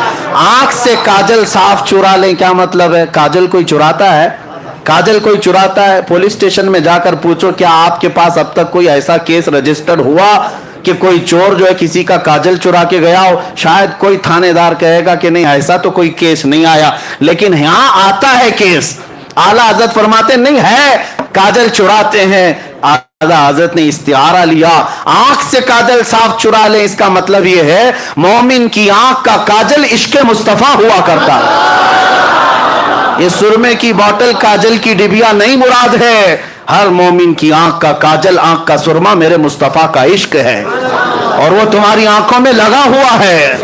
और इस काजल को चुराने वाले चोर गली गली गठरी लेकर घूमते हैं और आते अल्लाह रसूल की बातें, अल्लाह रसूल की बातें कहां ले जाकर के छोड़ रहे हो। इसीलिए मेरे अजीजों, हमारे बुजुर्गों ने एक बहुत अच्छी बात सुनाई थी कि बगोला जो है बहुत सफेद रहता है, बड़ा खूबसूरत दिखता है। एक बार नदी में आया और सर झुकाए बैठा था, तस्बीह पढ़ रहा था, मछलियां खुश हो गई, अल्लाह वाले आए हैं, अल्लाह वाले इतने सफेद इतने खूबसूरत हैं और सर झुकाए बैठे हुए सिर्फ तस्बीह पढ़ते हैं। छोटी छोटी मछलियां थी, नई नई मछलियां थी, उन्हें पता नहीं कि बगोला कैसे शिकार करता है, उन्हें मालूम नहीं। बड़ी मछली जो थी, बड़ी मछली को जब पता चला बगुला आया है, अंधा बगुला जिसको कहते हैं, सफेद वाला, वो आया है, छोटी मछलियां दौड़ी दौड़ी जा रही, चलो जियारत के लिए हजरत आए। बड़ी मछली ने समझा नहीं मियां ये तो चोर है, ये चोर है, ये डाकू है, जाओगे उछक ले जाएगा। सब बुरा भला कहने लगी, ये अम्मा ये दादी ये पुराने ख्यालात की हैं, इनको क्या मालूम अल्लाह वालों को बुरा कहती है। हाँ, ये अपने घर में रहती हैं, बूढ़ी हो गई हैं, अल्लाह वालों को गालियां देती, कितने सफेद हैं, कितने शरीफ, आंखें बंद किए हैं, तस्बीह पढ़ रहे, सर झुकाए। बूढ़ी मछलियां बोलती रह गई, छोटी मछलियां समझ ना पाई। कहा कि ये सब पुराने जमाने के ख्यालात हैं, हम तो कदम बोसी करके आएंगे, हम तो हाथ चूम के आएंगे। छोटी छोटी मछलियां आई कदम बोसी करने के लिए अंधे बगोले के पास। जब करीब आई कदमों के पास, बगोला चोंच मारा, सबको उठाकर ले गए। इस मछली को, उस मछली को, जो जो चोंच में आई उठाकर भाग गया। बची हुई मछलियां आई और अम्मा से कहने लगी, सच कहती थी आप, सच कहती थी। मेरे अजीजों, बुजुर्ग यही तो समझाते थे आप सबको कि आंख से काजल साफ चुरा ले या वो चोर भला के हैं। हमारे नौजवान कहते नहीं, अल्लाह वालों को आप बुरा बुरा कहते हैं, ऊपर से नीचे तो सफेद लिबास पहने रहते हैं, आप बगोले की तरह है। लेकिन हम कहते हैं वो ठोक मार कर ले जाएंगे। इसीलिए परखना है किसी को तो जुब्बे टोपी से मत परखो, परखना है किसी को तो दाढ़ी टोपी से मत परखो। अगर किसी के कपड़े फटे हुए हो, परागंदा लिबास हो, सीना इश्के नबी से धड़क रहा हो, वो हमारे सर का ताज है, वो हमारे सर का ताज है। बल्कि हम उसके कदमों में जान लुटाने को भी तैयार हैं। परखना हो तो हुब्बे मुस्तफा पे परखो। अगर दिल में इश्क़े मुस्तफा है तो वो हमारा इमाम है। इसी को वो मुर्शिद गिरामी हुजूर ताज शरिया रहमतुल्लाह तआला अलैहि ने फरमाया, नबी से हो जो बेगाना उसे दिल से जुदा कर दे, नबी से हो जो बेगाना उसे दिल से जुदा कर दे, पिदर मादर बिरादर जानो माल उन पर फिदा कर दे। मेरे अजीजों, बात इधर उधर ना जाए, ये धर्म संसद के कुत्तों को छोड़ दो और फिर अलल ऐलान ये कहो, जालिमो तुम्हारा दीन तुम्हें मुबारक, हमारा दीन हमें मुबारक। हमें हर जगह अल्लाह अकबर ही सिखाया गया है, अल्लाह सबसे बड़ा है। उन जालिमों को इतना भी नहीं पता, ओम और अल्लाह को मिलाने के लिए बैठ गए। हमें तो इतना पता है, हम जब दुनिया में आए थे कान में सबसे पहले जो जुमला पड़ा अल्लाह अकबर, सबसे पहला जुमला जो पड़ा वो क्या था? अल्लाह अकबर। और फख्र से ये कहते हुए भी जाएंगे, कान खोल कर सुन लो, मरेंगे भी तो जनाजे पर इमाम सबसे पहले जुमला जो कहेगा वो अल्लाह अकबर ही होगा। हम आए थे अल्लाह अकबर कहते हुए, जाएंगे भी अल्लाह अकबर कहते हुए। न जाने इन जालिमों के कान में किसने क्या भोंका था, हमें नहीं पता, हमें तो अल्लाह अकबर कहा गया था। इनके कानों में किसने क्या भोंका था मालूम नहीं। वही जुमले आज यहां कहते आ रहे हैं। और ये हकीकत है कि अल्लाह ताला मुनाफिक को ज्यादा देर तक छुपने नहीं देता, वो जाहिर हो जाता है। लोगों पहचान लो ये दीन के दलालों को, गद्दारों को, मुनाफिकीन को, और अपने आप को उनसे अलग करो। और उनको अगर ये लगता है आज जो सख्ता में उसके पीछे चलना चाहिए, उसकी हमदर्दी लेने के लिए थोड़ा बहुत उसके झंडे भी लहराना चाहिए, उसकी जमात में भी जाना चाहिए, थोड़ा उनकी दावत भी करना चाहिए, इसलिए कि माहौल उनका है, माहौल उनका है। जो इस तरह की बात कहते हैं उनको मुंह पे कहो, गिरगिट हो तुम, गिरगिट हो, जैसा रंग वैसा तुम्हारा चेहरा बदलता है। अल्लाह का शुक्र है, करोड़ा शुक्र है, हम जिस कौम से वाबस्ता है अहले सुन्नत व जमात, हमारी तारीख है कि हम कभी बिकने वालों में नहीं थे। अल्हम्दुलिल्लाह हमारे पास असलाफ की कुर्बानियां हैं, हम तो अपनी चमड़ियां भी छिलवा लिए। हमारे बुजुर्ग फांसी के फंदे पर भी झूल गए, लेकिन अपना दीन नहीं बेच करके गए, बल्कि हर जमाने में ये ऐलान करते गए, किसी की जय विजय क्यों पुकारें, क्या गरज हमको, हमें काफी है सैयद अपना नारा, या रसूल अल्लाह हमें काफी है सैयद अपना नारा। अब इसी बात पर रहे, मैं बात अर्ज कर रहा था मूसा अलैहिस्सलाम अल्लाह का दीदार किसके जरिए से कर रहे हैं? मेरे मुस्तफा की निगाहों से। अल्लाह को देखना हो तो नजर मुस्तफा को देखो, जमाले खुदा को, तजल्लियात को देखना हो मुस्तफा की निगाहों में देखो। आला हज़रत इसीलिए फरमाते हैं, किसको देखा ये मूसा से पूछे कोई, किसको देखा ये मूसा से पूछे कोई। आंख वालों की हिम्मत पे लाखों सलाम, आंख वालों की हिम्मत पे लाखों सलाम। बहुत सारी हिकमतें अलग अलग बयान की गई। 9 मरतबा मूसा अलैहिस्सलाम ने कोहे तूर पर मांगा था, मौला तू मुझे दिखा दे अपना जलवा, दिखा दे अपना जलवा। हर दुआ महफूज की गई। अब महबूब जब आए तो आपको भेजा गया, मूसा अलैहिस्सलाम से कहा गया 5 कम करवाना, भेजना, फिर आएंगे देखकर ताजा ताजा जमाल लेकर, फिर देखना, फिर 5 कम कराना, फिर ताजा ताजा जमाल देख कर आएंगे, फिर नजारा कर लेना।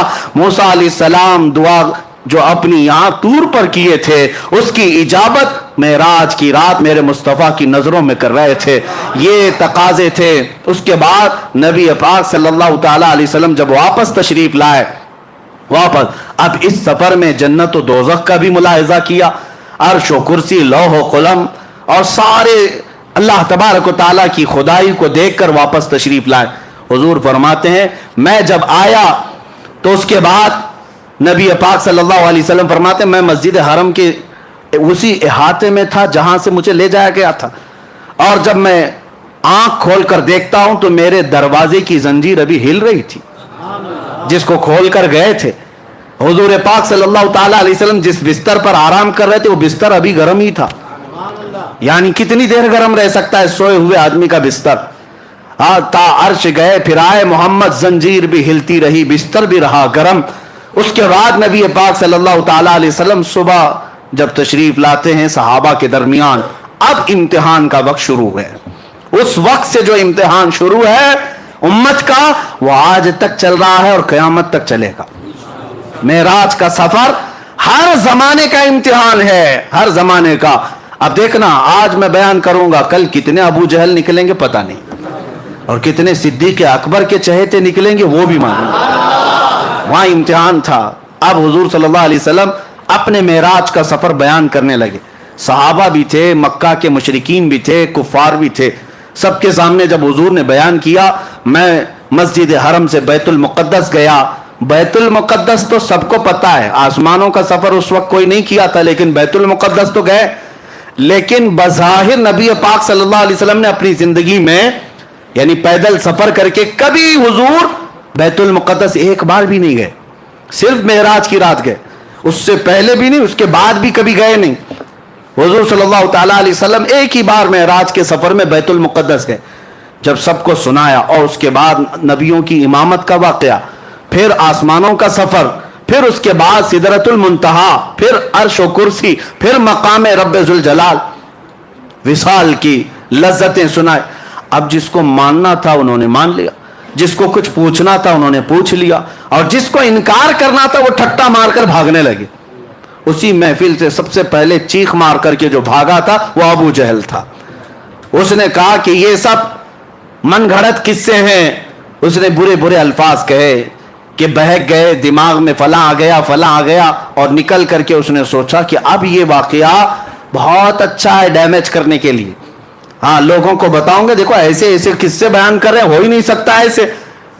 کون مانتا ہے ایسے واقعات کو اس زمانے میں جب سائنس ہی نہیں ہے, نہ کوئی راکٹ ہے, نہ کوئی پلین ہے کہ اڑ کر کے چلا جاتا, کچھ نہیں ہے. ابو جہل جب باہر نکلا تو سب سے پہلے ملاقات ابو بکر صدیق سے ہی ہوئی. حضرت ابو بکر صدیق محفل میں نہیں تھے جب حضور معراج کا واقعہ بیان کر رہے تھے, نہیں تھے, باہر تھے, آ رہے تھے کہیں سے. ابو جہل پکڑ لیا اور کہا ابو بکر ایک بہت اچھی خبر ہے. کہا کیا ہے؟ کہا مکہ میں ایک شخص آیا ہے اور وہ کہہ رہا ہے رات کے وقت وہ مسجد حرم سے اٹھا اور مسجد اقصی چلا گیا ایک ہی رات میں. کیا ایسا ممکن ہے؟ حضرت ابو بکر نے کہا ایسا کیسے ہو سکتا ہے, ایسا اتنا لمبا سفر 1400 کلومیٹر کا ایک رات میں کون کیسے کر سکتا ہے؟ وہ بھی اس وقت زیادہ سے زیادہ تیز رفتار اونٹ کی سواری تھی, اس کے علاوہ کوئی سواری نہیں, ایسا کیسے ہو سکتا ہے؟ تو ابو بکر صدیق نے جیسے ہی یہ جواب دیا ابو جہل ہنسنے لگ گیا زور سے. حضرت ابو بکر صدیق کو شک ہوا, پوچھا کون کہہ رہا ہے یہ بات, کون کہہ رہا ہے؟ ابو جہل نے کہا ابھی تو صرف میں نے مسجد اقصی تک کی بات کی, وہ تو اور آگے کی بات کر رہا ہے. تو حضرت ابو بکر صدیق نے کہا کہ اور کون کہہ رہا ہے؟ ابو جہل نے کہا تمہارا سب سے قریبی دوست محمد صلی اللہ علیہ وسلم. حضرت ابو بکر صدیق کہتے سن ابو جہل, تو بیت المقدس تک کے سفر کی بات کر رہا ہے, اگر میرے محبوب ساتوں آسمانوں کی بات کریں تب بھی میں مان لوں. ابھی اس نے کہا نہیں تھا کہ ساتوں آسمانوں کے سفر کی بھی بات ہے. خود سے صدیق اکبر نے کہا اگر میرے آقا ساتوں آسمانوں کی بھی بات کریں تب بھی میں حقیقت کو تسلیم کروں گا, اس لیے کہ میرا محبوب وہ ہے جس کو ساری دنیا امین و صادق کہتی ہے. حضرت ابو بکر نے جب یہ کہا تو ابو جہل چہرہ لٹکا کر کے بھاگ گیا, اور اس کا کام نہیں ہوا. حضرت ابو بکر صدیق فوراً آئے, مجلس رسول ابھی قائم تھی, حضور صلی اللہ تعالیٰ علیہ وسلم ابھی تشریف فرما تھے, لیکن حضرت ابو بکر جب آئے تو اس وقت تک تو ابو بکر ہی تھے. अबू बकर ही थे। जिब्राइल अमीन हजरत अबू बकर से पहले आए मजलिस में और कहा, ऐ अल्लाह के रसूल, आपका यारे गार, आपका करीबी दोस्त अबू बकर आ रहा है और अल्लाह फरमाता है आज से आपके अबू बकर का लक़ब सिद्दीक है। सिद्दीक किसे कहते हैं? सच बात की तस्दीक करने वाला, हर सच्चाई को मानने वाला, उसे सिद्दीक कहा जाता है। ये लक़ब किसी के बाप ने नहीं, खुद अल्लाह रब्बुल इज्जत ने अता किया। आज जो सिद्दीक अकबर से जलते हैं वो जल करके मरेंगे, वो जल करके मरेंगे। हजरत अबू बकर को सिद्दीक का लक़ब किसी और ने नहीं, खुद खल्लाक़े कायनात ने अता फरमाया। रसूल करीम सल्लल्लाहु ताला अलैहि वसल्लम के वो अजीम साथी सहाबी जिन्होंने उस वक्त हुजूर सल्लल्लाहु ताला अलैहि वसल्लम की हर चीज को मान लिया जब लोग इनकार कर रहे थे। अब सुनिए, अब मजे की बात यहां से, लोग क्या इसी तरह छोड़ देते? हुजूर सल्लल्लाहु ताला अलैहि वसल्लम से कुछ कुफ्फारे मक्का ने सवालात पे सवालात की। कहा, अच्छा आप बैतुल मुक़द्दस गए थे, तो बताइए बैतुल मुक़द्दस में कितने दरवाजे? आप बताइए। जो लोग गए थे वो तो क्रॉस वेरिफिकेशन करेंगे। हुजूर सल्लल्लाहु ताला अलैहि वसल्लम के बारे में उन्हें मालूम था, कभी हुजूर गए नहीं है। तो कहा, आप बताइए बैतुल मुक़द्दस कैसा है, मस्जिद अक्सा कैसी है? नबी पाक सल्लल्लाहु ताला अलैहि वसल्लम ने कहा, आगे आ जाओ बताता हूं। जब आगे आए, नबी पाक सल्लल्लाहु ताला अलैहि वसल्लम ने फरमाया, इतने दरवाजे हैं, इतनी खिड़कियां हैं, हर मेहराब का डिजाइन ऐसा है, छत ऐसी है, सफ ऐसी है, मेहराब यहाँ है, मेहराब मरियम उधर है, मेहराब जकरिया इधर है, मेहराब यहया इधर है। मियाँ हम 10 साल इस मस्जिद में नमाज पढ़े, बाहर घर में जाकर के अभी आपको पूछें मस्जिद में कितनी खिड़कियां हैं, आप कहेंगे नमाज पढ़ने जाता हूं, खिड़कियां देखने थोड़ी ना, आप यही कहेंगे। अभी आप बताओ, आंख नीचे करके बताओ, ऊपर छत पे कितने पंखे लगे? बता पाओगे? हो सकता है इस मस्जिद में कई सालों से नमाज पढ़ रहे हैं, मुतवल्ली साहब भी नहीं बोल पाएंगे, ना इमाम साहब बता पाएंगे कितने पंखे कितने लाइट, नहीं बता पाओगे। हुजूर पाक सल्लल्लाहु ताला अलैहि वसल्लम हर नक्शे को बता रहे हैं, जबकि इमामत भी फरमा रहे थे नबियों की, वहां खुतबे भी हो रहे थे। हुजूर सल्लल्लाहु ताला अलैहि वसल्लम कैसे बता रहे थे? हुजूर क्या बैतुल मुक़द्दस में वही सारी चीजें देखकर याद करके आए थे? नहीं। सहाबा बाद में पूछते, या रसूल अल्लाह सल्लल्लाहु अलैहि वसल्लम, आपने बैतुल मुक़द्दस का नक्शा ऐसा बताया जैसे बरसों नहीं सदियों को ही देख देख कर याद किया हो, यह कैसे मुमकिन है? नबी पाक सल्लल्लाहु अलैहि वसल्लम ने इरशाद फरमाया, ऐ सहाबा तुम्हें मालूम नहीं, मेरा रब पूरी दुनिया को मेरी हथेली में घेर कर रखा, जब मैं जिस चीज को चाहूं हथेली की तरह देखता हूं। जब मुझे बैतुल मुक़द्दस को बताना था, बैतुल मुक़द्दस का हर नक्शा मेरी हथेली से ज्यादा मेरे सामने आया था। इसीलिए सुन्नी कहते हैं, हम यहां से पुकारे वो वहां से सुने, मुस्तफा की समाअत पे लाखों सलाम। और यही तो सुन्नियों का अकीदा है, मजलिस यहां सजाते हैं, देखते मेरे आका मदीने से भी। और मैं तो अक्सर मजलिस जिक्र में सबसे पहले ये शेर पढ़ता हूं, हम इसलिए ये मजलिस सजाते, यही शेर मैं सबसे पहले पढ़ता हूं, वो आएंगे आते होंगे अभी आएंगे, वो आएंगे आते होंगे अभी आएंगे, यही सोच के हमने महफिल को सजा रखा है। कोई महफिल मेरे आका की निगाहों से पोशीदा नहीं है। बैतुल मुक़द्दस का हर नक्शा उनको जब बताया तो क्या कहते हैं, उसके अलावा जवाब क्या था? दम बखुद रह गए। एक बात याद रखें, मेराज का वाकया ऐसी कसौटी है, ऐसी कसौटी सिर्फ इस पर ईमान वाला ही उतर सकता है। बाकी मुनाफिक के सामने जितनी भी दलीलें लाओ, उसका चेहरा काला का काला ही रहेगा। नहीं मानना है, नहीं मानना है, नहीं मानना है, नहीं मानना है। आपको क्या लगता है ये जितने बाहर सुन रहे होंगे दूर से, हम मेरी रिकॉर्डिंग सुनते हैं और उसके बाद फिर गलत गलत मैसेज भेजते हैं, ये कहां से साबित, वो कहां से साबित? हम तो यही कहते हैं अल्हम्दुलिल्लाह हमारे नसीब से साबित है। मुस्तफा की मोहब्बत का चश्मा लगाओ, सब उजला ही दिखेगा। और तुमने पहले से मुनाफिकत का लाल चश्मा पहना है, उजले को भी देखोगे लाल ही दिखेगा। चश्मा उतारो, गलती चश्मे की है, जैसा चश्मा लगाओगे वैसा नजर आएगा।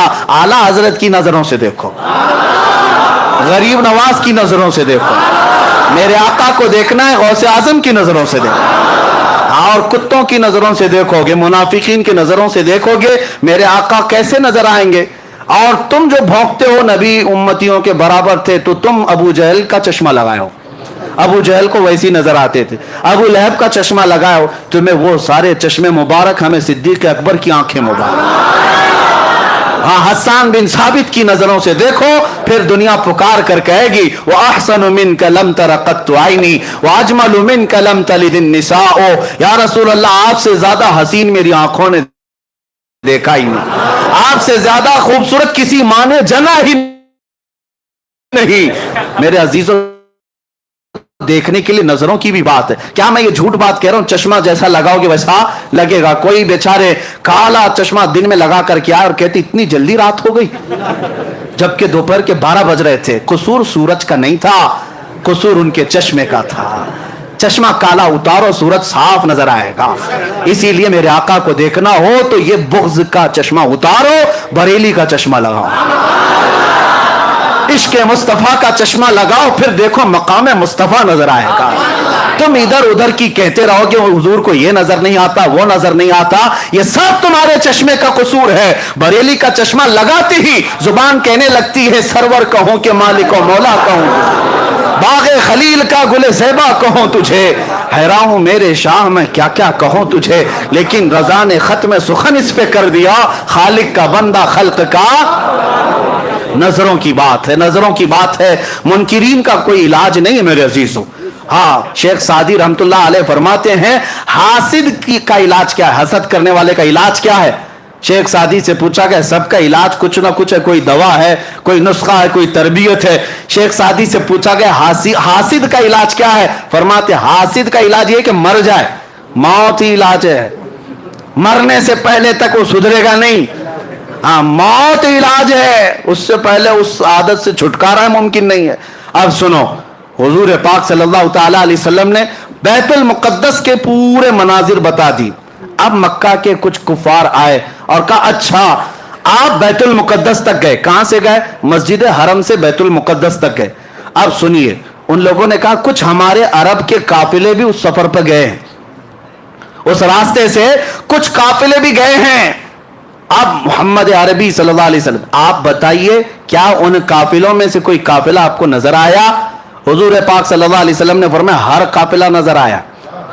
فرماتے ہیں 3 قافلے گئے ہیں تمہارے یہاں سے, 3 قافلوں میں کون ہے, کتنے لوگ ہیں, وہ بھی حضور بتانے لگے. فرماتے ہیں میں جب مقام روحہ میں تھا تب پہلا قافلہ تمہارا ملا, پہلا قافلہ, اور حضور بتاتے ہیں اس کے ساتھ کیا کیا ہوا.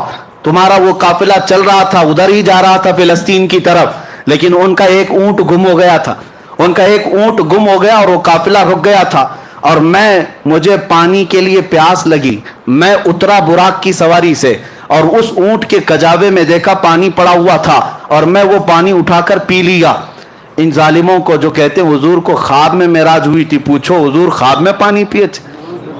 ہاں, حضور صلی اللہ علیہ وسلم فرما رہے ہیں اس قافلے کا پانی, جو اونٹ گم ہوا تھا اس کے پالان میں پانی رکھا تھا, میں نے پانی پیا. اتنے میں ڈھونڈتے ڈھونڈتے اس قافلے کا ایک آدمی آ گیا اونٹ کے پاس, تو میں نے زور سے سلام بھی کیا اس آدمی کو. اس آدمی نے کہا یہ تو محمد کی آواز ہے. اس نے جواب دیا اور کہا یہ محمد کی آواز ہے. حضور فرماتی یقین نہ ہو تو جب قافلہ آ جائے اس سے پوچھ لینا. ایک قافلہ, فرماتے ہیں دوسرا قافلہ مقام ذی فجا, یہاں پر میں نے دیکھا. دوسرا جو تجارت کا تمہارا قافلہ گیا ہے اس کے ساتھ کیا ہوا وہ بھی میں بتاتا ہوں. حضور صلی اللہ علیہ وسلم فرماتے ہیں دوسرا قافلہ جب میری براق کی سواری اس کے پاس سے گزر رہی تھی, ایک اونٹ ایسا ہے جس کے اوپر 2 بھائی بیٹھے ہوئے تھے, 2 قریبی دوست بھی تھے, بھائی بھی تھے, اور وہ دونوں ایک ہی اونٹ پر بیٹھے ہوئے تھے. میری براق کی سواری اس اونٹ کے پاس سے گزری تو اونٹ بھدک گیا. اونٹ جو ہے بجلی کی تیزی کی طرح دیکھ کر بھدک گیا, جس کی وجہ سے وہ دونوں اونٹ کے نیچے گر پڑے. ایک کا پیر ٹوٹ گیا, ایک کا ہاتھ ٹوٹ گیا ہے. حضور نے فرمایا اور انہوں نے مرہم پٹی کی ہوئی ہے, یقین نہ ہو تو قافلہ جب آ جائے تب پوچھ لینا. یہ بھی بتایا. اس کے بعد حضور صلی اللہ تعالی علیہ وسلم نے فرمایا تیسرا قافلہ مقام تلوین میں تھا. مکہ کے کفار نے کہا اس کا بھی کچھ بتائیے, وہ کیا تھا؟ حضور صلی اللہ علیہ وسلم فرماتے ہیں اس قافلے میں سب سے آگے ایک لال دھاری والا اونٹ چل رہا ہے اور سب سے آگے اس کے پیچھے کالی دھاری والا اونٹ, اور پورے سفر میں یہی 2 اونٹ سارے اونٹوں کی لیڈنگ کر رہے تھے, قیادت کر رہے تھے. اور یقین نہ ہو تو پوچھ لینا ان 2 اونٹوں کے علاوہ قیادت میں ان کے پاس کوئی اونٹ نہیں تھا، یہ سب سے اچھے اونٹ تھے، اس پر سواری کرتے ہوئے جا رہے تھے۔ مکہ کے کفار اتنی روشن باتیں سن رہے ہیں، یہ کوئی کہانی تو نہیں ہو سکتی، اور ظاہر سی بات ہے کراس ویریفیکیشن کرنے کے لیے وہاں موجود ہے، ابھی وقت ہے۔ نبی پاک صلی اللہ تعالی علیہ وسلم نے فرما دیا تو کیا یہ اسی طرح کی باتیں تھی؟ ہاں، سیٹنگ والی باتیں تو نہیں ہے کسی بابا کی کہ پہلے سے ساری سیٹنگ کر لے۔ میرے عزیزو، نبی پاک صلی اللہ تعالی علیہ وسلم نے بیان فرما دیا، اور اس کے بعد ان لوگوں نے یہ بھی پوچھا اچھا جب اتنی علامتیں آپ نے بتا دی ہیں تو ابھی یہ بھی بتا دیں یہ قافلے واپس کب آئیں گے، یہ قافلے واپس کب آئیں گے؟ اللہ اکبر، میں کبھی کبھار سوچتا ہوں وہ کفار مکہ کا عقیدہ یہ تھا کہ حضور یہ بھی جانتے ہیں کہ کب لوٹیں گے، کہاں ہیں یہ بھی جانتے تھے، اسی لیے تو بار بار حضور سے پوچھتے تھے، حضور سے پوچھتے تھے، اور ان کا عقیدہ تھا کہ حضور غیب جانتے ہیں۔ اب حضور نے وہ بھی بتایا، اچھا تم یہ پوچھ رہے ہو، سنو، پہلا قافلہ سورج نکلتے ہی آ جائے گا، کل سورج کے نکلتے ساتھ پہلا قافلہ مکہ میں پہنچے گا، دوسرا قافلہ عین نصف النہار دوپہر کے وقت آ جائے گا، تیسرا قافلہ سورج کے ڈوبتے ساتھ ہی آ جائے گا، جیسے سورج ڈوبے گا قافلہ آ جائے گا۔ مکہ کے کفار کہنے لگے اتنی بڑی بڑی باتیں، کیا کیا محمد صلی اللہ علیہ وسلم نے کی، پورے جتنے تھے سارے گرو گھنٹال مکہ کی چوٹیوں میں جا کر بیٹھ گئے، پہاڑوں پر جا کر بیٹھ گئے کہ اب تو دیکھنا ہی ہے کہ قافلے آتے بھی ہیں یا نہیں آتے۔ اللہ اکبر، حدیث میں موجود ہے سب کے سب جا کر رات بھر بیٹھے رہے، ان کو دیکھنا تھا، رات بھر بیٹھے رہے، سورج نکلنے کو قریب تھا، سب کی گردنیں اونچی ہیں، ایک طرف سورج کے نکلنے کو دیکھ رہے، دوسری طرف کہاں سے آنے والا ہے، کون سا قافلہ ہے۔ صحابہ بھی گئے ہوئے تھے، صحابہ بھی گئے ہوئے تھے، کیونکہ جہاں ہجو کرنے والے ہوتے ہیں وہاں تعریف کرنے والے بھی پہنچتے ہیں۔ میرے آقا کے عشاق کسی میدان میں پیچھے نہیں رہتے، جہاں تم بھونکو گے اور ہم اپنے نبی کی پرچم لہرائیں گے۔ حضور پاک صلی اللہ تعالی علیہ وسلم کے عشاق پہنچے ہوئے تھے، صحابہ تھے۔ اب سورج نکلنے لگا، سورج کی پہلی روشنی پڑی تو سب تو سورج کی طرف دیکھ رہے تھے، کسی کافر نے زور سے پکار کر کہا وہ دیکھو سورج طلوع ہو گیا۔ صحابہ نے، اس میں دوسرے ایک صحابی نے پکار کر کہا تو صرف سورج دیکھ رہا، وہ دیکھ اونٹ سے قافلہ بھی آ گیا۔ اس کا جملہ بھی ابھی کمپلیٹ نہیں تھا کہ پہلا قافلہ مکہ میں آ رہا تھا۔ سب نے دیکھا، اور اس کے بعد اب کیا چاہیے تھا، اب کیا چاہیے تھا، قافلہ جیسی آیا کچھ تو بغلیں کھجاتے ہوئے کہ یہ تو جادو ہے، کہا یہ تو جادو ہے، اتنا بڑا کیسے ہو سکتا ہے، یہ جادو ہے۔ اس کے بعد جب وہ آیا قافلہ تو سب سے پہلے ان کو پکڑ کر کے لوگوں نے پوچھا کیا تمہارا فلاں آدمی ہے، ایک اونٹ گم ہوا تھا۔ ان لوگوں نے کہا تم کو کیسے پتا اونٹ گم ہوا تھا، ہم تو اتنے لمبے سفر سے آ رہے ہیں۔ تو ان لوگوں نے کہا اونٹ گم ہوا تھا، انہوں نے کہا ہاں اونٹ گم ہوا تھا۔ کہا کون لایا ہے؟ فلاں بندہ، اس کو حاضر کیا گیا، اس سے پوچھا گیا کیا تو اونٹ کو، گم شدہ اونٹ کو تو پایا تھا؟ کہا ہاں میں پایا تھا۔ اس وقت کچھ بات آئی تھی؟ اس نے کہا گزرتے ہوئے مجھے محمد کی آواز آئی تھی۔ اللہ اکبر، کفار کہنے لگی یہ تو جادو ہے، یہ تو جادو ہے، اور کیا کیا چاہیے، اور کیا کیا چاہیے۔ اینک جب تک نہ اترے گی کچھ نظر نہیں آتا، کچھ نظر نہیں آتا۔ اس کے بعد دوپہر تک انتظار کرتے رہے۔ دوسرا بھی دیکھتے ہیں، میرے عزیزوں، ماننے والے کو صدیق ہی کافی ہے۔ جس کو ماننا تھا بغیر کچھ علامت کے، بغیر دلیل کے کہا یا رسول اللہ صدقت یا رسول اللہ، آپ نے جو کہا ہے اللہ کے حبیب سچ کہا ہے، سچ کہا ہے۔ ماننے والے کو سب حضور کا چہرہ ہی کافی ہے، حضور کی زبان ہی کافی ہے، لیکن دیکھنے والوں کو ابھی پیٹ بھرتا نہیں، اور دلیل چاہیے، اور دلیل چاہیے۔ دوپہر تک بیٹھے رہے، دوپہر ہونے کے بعد کہا دیکھتے ہیں قافلہ آتا ہے کہ این دوپہر ہوئی، دوسرا قافلہ بھی انٹر ہوا، اور جیسے ہی وہ قافلہ آیا گردنیں اونچی کر کر کے دیکھ رہے تھے قافلے میں آنے والا، ایک ہاتھ میں پٹی باندھا، دوسرا پیر میں پٹی باندھا۔ کہا محمد کا جادو ہے، نعوذ باللہ من ذالک۔ وہ بھی علامت نظر آ گئی، لیکن کچھ کو ماننا تھا مانے، اور کچھ جو ہے شام تک بیٹھیں گے۔ تیسرا بھی دکھتا ہے کہ نہیں، تیسرا قافلہ بھی آتا ہے کہ نہیں۔ اب میں آپ کو میرے مصطفیٰ کا معجزہ بتاؤں، حضور کی شان بھی بتاؤں۔ تیسرا قافلہ جس کے بارے میں میرے آقا نے بشارت دی تھی مکہ میں کہ تیسرا قافلہ جس کی قیادت ایک سرخ دھاری دار اونٹ اور ایک کالے دھاری دار اونٹ کر رہے ہیں, دونوں سب سے آگے چل رہے ہیں, واپس آئیں گے بھی تو وہی دو اونٹ سب سے آگے ہوں گے. اب یہ تیسرے قافلے کی اتنی واضح دلیل, اونٹ کبھی آگے ہو سکتا ہے کبھی پیچھے ہو سکتا ہے, حضور نے ایگزیکٹ کیسے بتایا ہے, اتنی پکی خبر. اسی لیے میں کہتا ہوں اوروں کی خبریں اور ہے, نبی الانبیاء کی خبر اور ہے.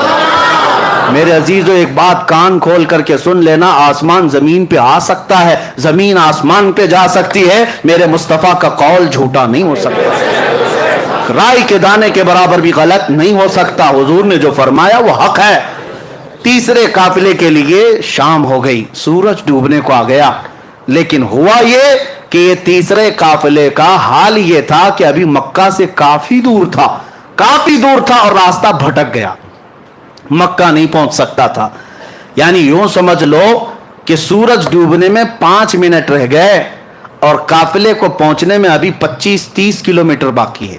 آج کے زمانے میں 25-30 کلومیٹر 5 منٹ میں نہیں طے کر سکتے, اونٹ کیسے طے کرتے, اتنا ہی باقی رہ گیا اور اونٹ وہ قافلہ راستہ بھٹک گیا. حضور پاک صلی اللہ تعالی علیہ وسلم مکہ میں ہیں لیکن مطمئن ہیں, پرسکون ہیں, اس لیے کہ قافلے کے بارے میں حضور نے بشارت دے دی. اس کے بعد صحابہ کرام کی زبانی سنو, ادھر سورج ڈوبنے کو ہے اور قافلہ نہیں آیا, اب کیا ہوگا. حضور پاک صلی اللہ علیہ وسلم نے بشارت دی. حضور نے فرمایا رب کا حکم ہے سورج کو کہ اس وقت تک نہیں ڈوبے گا جب تک قافلہ نہیں آئے. سب سے آخری کنارے پر سورج جا کر رکا ہے, ڈوبنا ہے سورج کو, مولا کا حکم ہے سورج اس وقت تک ڈوب نہیں سکتا جب تک میرے حبیب کا قول سچا نہیں ہوتا. وہ رب ذوالجلال ہے, اسی کو اعلیٰ حضرت فرماتے ہیں دو عالم کی رضا چاہتے ہیں, خدا کی رضا چاہتے ہیں دو عالم, خدا چاہتا ہے رضا محمد. رب تعالیٰ میرے حبیب کی رضا چاہتا ہے. سورج کو حکم ہو گیا ڈوبنا نہیں اس وقت تک. فرماتے ہیں بہت وقت گزر گیا, سورج جہاں تھا وہیں ٹھہرا رہ گیا. آپ نے معجزہ پلٹ آنے کا تو سنا تھا, مولا علی کی نماز کے لیے سورج پلٹایا گیا, لیکن میرے آقا کا معجزہ یہ ہے جب وہ چاہیں پلٹا لے اور جب چاہیں ڈوبنے سے روک بھی دیں. ہاں, اسی کو حضور تاج الشریعہ رحمت اللہ تعالی علیہ فرماتے ہیں جہاں میں ان کی چلتی ہے وہ دم میں کیا سے کیا کر دیں, زمین کو آسماں کر دیں, سریا کو سرا کر دیں, بھری جنت ہبا کر دیں, نبی مختار کل ہیں جسے جو چاہیں عطا کر دیں. میرے عزیزوں, سورج ڈوبنے سے پہلے جب آخری قطرہ سورج کا باقی تھا ویسے ہی قافلہ مکہ میں نمودار ہو رہا تھا. اب مکہ کے کفار نے کہا اب اس قافلے والوں کو دیکھنے کی بھی ضرورت نہیں, پوچھنے کی بھی ضرورت نہیں, 2 قافلوں میں جو ہوا وہی یہاں پر بھی ہوگا. جادو ہے, جس کو ماننا تھا وہ مان کر چلے گئے اور جنہیں انکار کرنا تھا وہ انکار کرتے رہے. اور میں آپ کو بتاتا ہوں ہماری ایسی ہزاروں تقریریں ہوتی رہیں گی, ہم سے اچھے علماء بڑے بڑے فقہاء بیان کرتے رہیں گے, لیکن میں جانتا ہوں ہمارے سنیوں کو آیت جب پڑھتے ہیں تبھی پورا معراج کا واقعہ معلوم ہے. جب خطیب کہتا ہے سبحان الذی اسری بعبدہ, آیت پتہ ہے نا, سبحان الذی اسری بعبدہ, جیسی خطیب یہ آیت پڑھتا ہے ہر سنی کو پتہ ہے معراج کا پورا واقعہ بیان ہوگا. لیکن ہماری ہزاروں تقریریں ہو جائیں, کچھ لوگوں کو نہیں سمجھنا ہے, نہیں سمجھیں گے, چاہے ان کو آیتیں پڑھو چاہے حدیثیں پڑھو, ان کو نہیں ماننا ہے. کیوں؟ کالا چشمہ جو لگا ہوا ہے. اللہ کرے کہ وہ چشمہ اتر جائے اور عشق مصطفیٰ کا چشمہ لگا ہے. ہاں میرے عزیزو, یہ چشمے کی بات نہیں کر رہا ہوں, وہ چشمہ ہی کچھ اور ہے. اب سنیے بات میں یہ کہہ رہا تھا, اب اتنا ہی نہیں, اب ایک اور عظیم نقطہ میں بتاؤں. ابو سفیان ابھی ایمان لائے ہوئے نہیں تھے, کافروں میں, یہ روم گئے تھے, ملک روم, وہاں کا بادشاہ عیسائی تھا, عیسائی بادشاہ ہے, اور اس کے دربار میں ابو سفیان کیا شکایتیں لے کر گئے تھے اس وقت مکہ کے صحابہ اور حضور کے خلاف. بہت سارے سوالات وہ وہاں کا عظیم الروم جس کو کہتے ہیں اس نے پوچھتا تھا حضور صلی اللہ علیہ وسلم کے بارے میں. ابو سفیان کو سوال کرتا تھا, پہلے وہ جس محمد کی تم برائی کر رہے ہو پہلے مجھے کچھ سوالوں کے جواب دے دو, پہلے یہ بتاؤ کیا وہ بادشاہوں کے خاندان میں ہے یا اپنے علاقے کے سب سے شریف خاندان میں؟ ابو سفیان کہتے میں چاہتا تو جھوٹ بولتا، لیکن وہاں صحابہ بھی تھے، سب لوگ کہتے کہ جھوٹا آدمی ہے، اور میں جھوٹا ہونا پسند نہیں کرتا تھا۔ کافر وہ اس وقت کفار مکہ میں سے، کہا کہ نہیں وہ بادشاہوں کے خاندان میں تو نہیں، لیکن مکہ کے سب سے شریف خاندان قریش میں۔ پھر بادشاہ نے پوچھا ان کے ماننے والے غریب ہیں کہ امیر ہیں؟ تو ابو سفیان نے کہا ان کے ماننے والے غریب ہیں۔ پھر اس نے پوچھا ان کے ساتھ جو جنگیں ہوتی ہیں کبھی شکست کبھی فتح ایسا ہے؟ تو سفیان نے کہا ہاں کبھی شکست کبھی جیت۔ تقریباً 16-17 سوالات اس عظیم الروم بادشاہ نے، جو عیسائی تھا، اس نے کیا، اور اس کے بعد ابو سفیان سے وہ بادشاہ کہتا ہے جتنے میں نے سوالات کیے یہ سب پرانی کتابوں میں آخری نبی کی علامتیں بیان کی گئیں، اور جو میں نے سوال کیا سب تو نے جواب دیا، یقیناً وہ آخری نبی ہے۔ ابو سفیان کہتے ہیں کہ میں تو گھبرا گیا، میں تو ان کو ڈیمیج کرنے آیا تھا، میں تو اس بادشاہ کے پاس عظیم الروم ہرقل کے پاس میں یہ کہنے آیا تھا کہ وہ سب سے برے لوگ ہیں اور وہاں مکہ میں فساد مچائے، لیکن اس کی تو بات ہی الگ۔ اب ابو سفیان کہتے ہیں کہ میرے پاس ایک اور آخری حربہ تھا، ایک آخری ہتھیار تھا کہ ان لوگوں کو میں کہوں اچھا سنو، جتنی علامتیں تم نے سنی وہ الگ بات ہے، ایک ایسا میں قصہ سناتا ہوں جس کے بعد تم ہنس پڑو گے۔ کہا کہ کیا قصہ ہے؟ کہا اسی محمد کا قصہ ہے، وہ ایسا قصہ سناتا ہے جس سے عقلیں ہنسنے لگ جاتی ہیں۔ کہا سنا تو کیا قصہ ہے؟ تو ابو سفیان سنانے لگے۔ وہ کہتے ہیں محمد ایک رات وہ حرم میں سوئے ہوئے تھے اور کوئی فرشتہ آیا اور انہیں اٹھا کر لے گیا، اور وہاں سے وہ بیت المقدس گئے براق کی سواری لے کر، اور وہاں پر جا کر انہوں نے سواری کو باندھ دیا اور بیت المقدس میں جا کر امامت کی۔ پھر آسمان وہ سب سنانے لگے اور پھر اسی وقت دربار میں بیٹھا ہوا 90 سال کا ایک عیسائی پادری، جس کے لیے بادشاہ بھی جھک جاتا تھا، 90 سال کا پادری تھا، وہ وہاں محفل میں بیٹھا ہوا تھا۔ صاحب تو دیکھنے آئے تھے کہ عرب والے کیا نئی خبر لے کر آئے۔ جیسے ہی محفل میں ابو سفیان یہ واقعہ اس لیے سنا رہے تھے کہ ان کو لگ جائے کہ جھوٹا قصہ، کتنا بڑا گڑا ہوا قصہ ہے، وہ پادری کھڑا ہو گیا۔ اچھا یہ بتاؤ یہ تاریخ کیا تھی، یہ تاریخ کیا تھی؟ تو ابو سفیان نے کہا وہ 27 رجب کی تاریخ تھی۔ کہا بادشاہ میرے پاس ایک اور قصہ ہے، میں سنانا چاہتا ہوں۔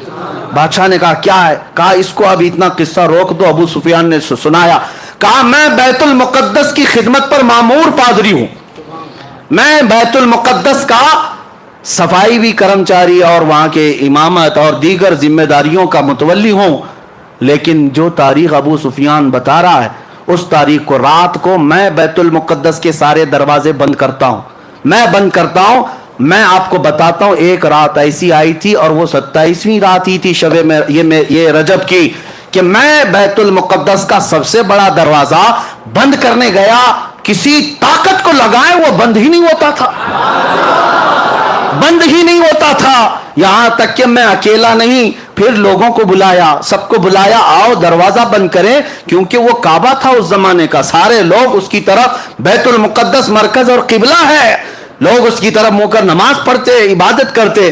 سب کو بلایا گیا، سبوں نے طاقت لگا دی، دروازے کو نہ ہلنا تھا نہ ہلا۔ وہ پادری کہتا ہے ایسی سخت بات اور تعجب کی بات اس سے پہلے میں دیکھا ہی نہیں۔ تو دروازہ بند نہیں ہوا، تو رات کو ہم سب نے یہ مشورہ کیا چلو اب تھک گئے سو جاتے ہیں، دیکھتے ہیں کل سب بیٹھ کر کے بڑے بڑے علماء کو بلائیں گے اور کیا ہوگا اس پر۔ وہ کہتا ہے وہ عالم تھا اس زمانے کا، 90 سال کی عمر ہو گئی، کہا میں جا کر سو گیا، سب چلے گئے سو گئے۔ صبح جب ہم اٹھ کر کے آئے تو دروازے کو ہلکا ہلانے سے ہی بند ہو گیا، دروازے کو صرف ہاتھ ہی لگایا تو بند ہو گیا۔ میں نے دیکھا یہ ماجرا کیا ہے، یہ ماجرا کیا، رات کو پوری طاقتوں سے بند نہیں ہوا، میں نے دیکھا کچھ الگ مسئلہ ہے۔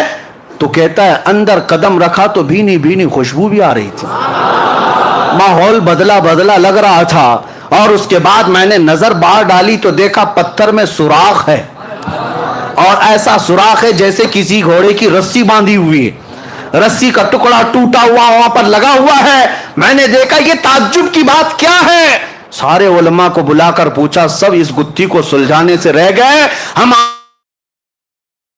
عاجز تھے اس उस वक्त से गुत्थी सुलझ नहीं रही थी, अबू सुफियान तुम्हारा शुक्रिया वो गुत्थी भी सुलझा दी। अल्लाह अकबर। अबू सुफियान मुंह लटका कहा मैं तो ये किस्सा इसलिए सुना रहा था कि मैं कह दूं कि सबसे झूठा किस्सा है। ये पादरी कैसा है कि कहता यही सबसे सच्चा किस्सा है, यही सबसे सच्चा किस्सा है। कहा यकीनन तुम जो कह रहे हो ऐसा हुआ होगा, इसलिए कि वो दरवाजा जो खुला था वो किसी और के लिए नहीं, मोहम्मदुर रसूलुल्लाह के लिए। खुद मेरे आका ने, मैंने मेराज का वाकया शुरू करते ही बताया था, हुजूर ने खुद फरमाया जब मैं बैतुल मुक़द्दस गया था तो दरवाजा खुला हुआ था। वो पादरी कहता है उस रात दरवाजा खुला ही रह गया। मेरे आका सल्लल्लाहु ताला अलैहि वसल्लम ने जितनी बातें बताई मिनो आन थी। अब जिसे मानना है माने, जिसे ना मानना है ना माने, लेकिन अब मैं चंद ही बातों के साथ अब अपनी गुफ्तगू को समेटता हूं। ये वक्त गुजरता जाएगा और मेराज का वाकया खत्म नहीं होगा। अब आप सोचें, वाकया सुनाने के लिए रातें ना काफी, लेकिन मेरे मुस्तफ़ा के लिए सफर कितना छोटा है।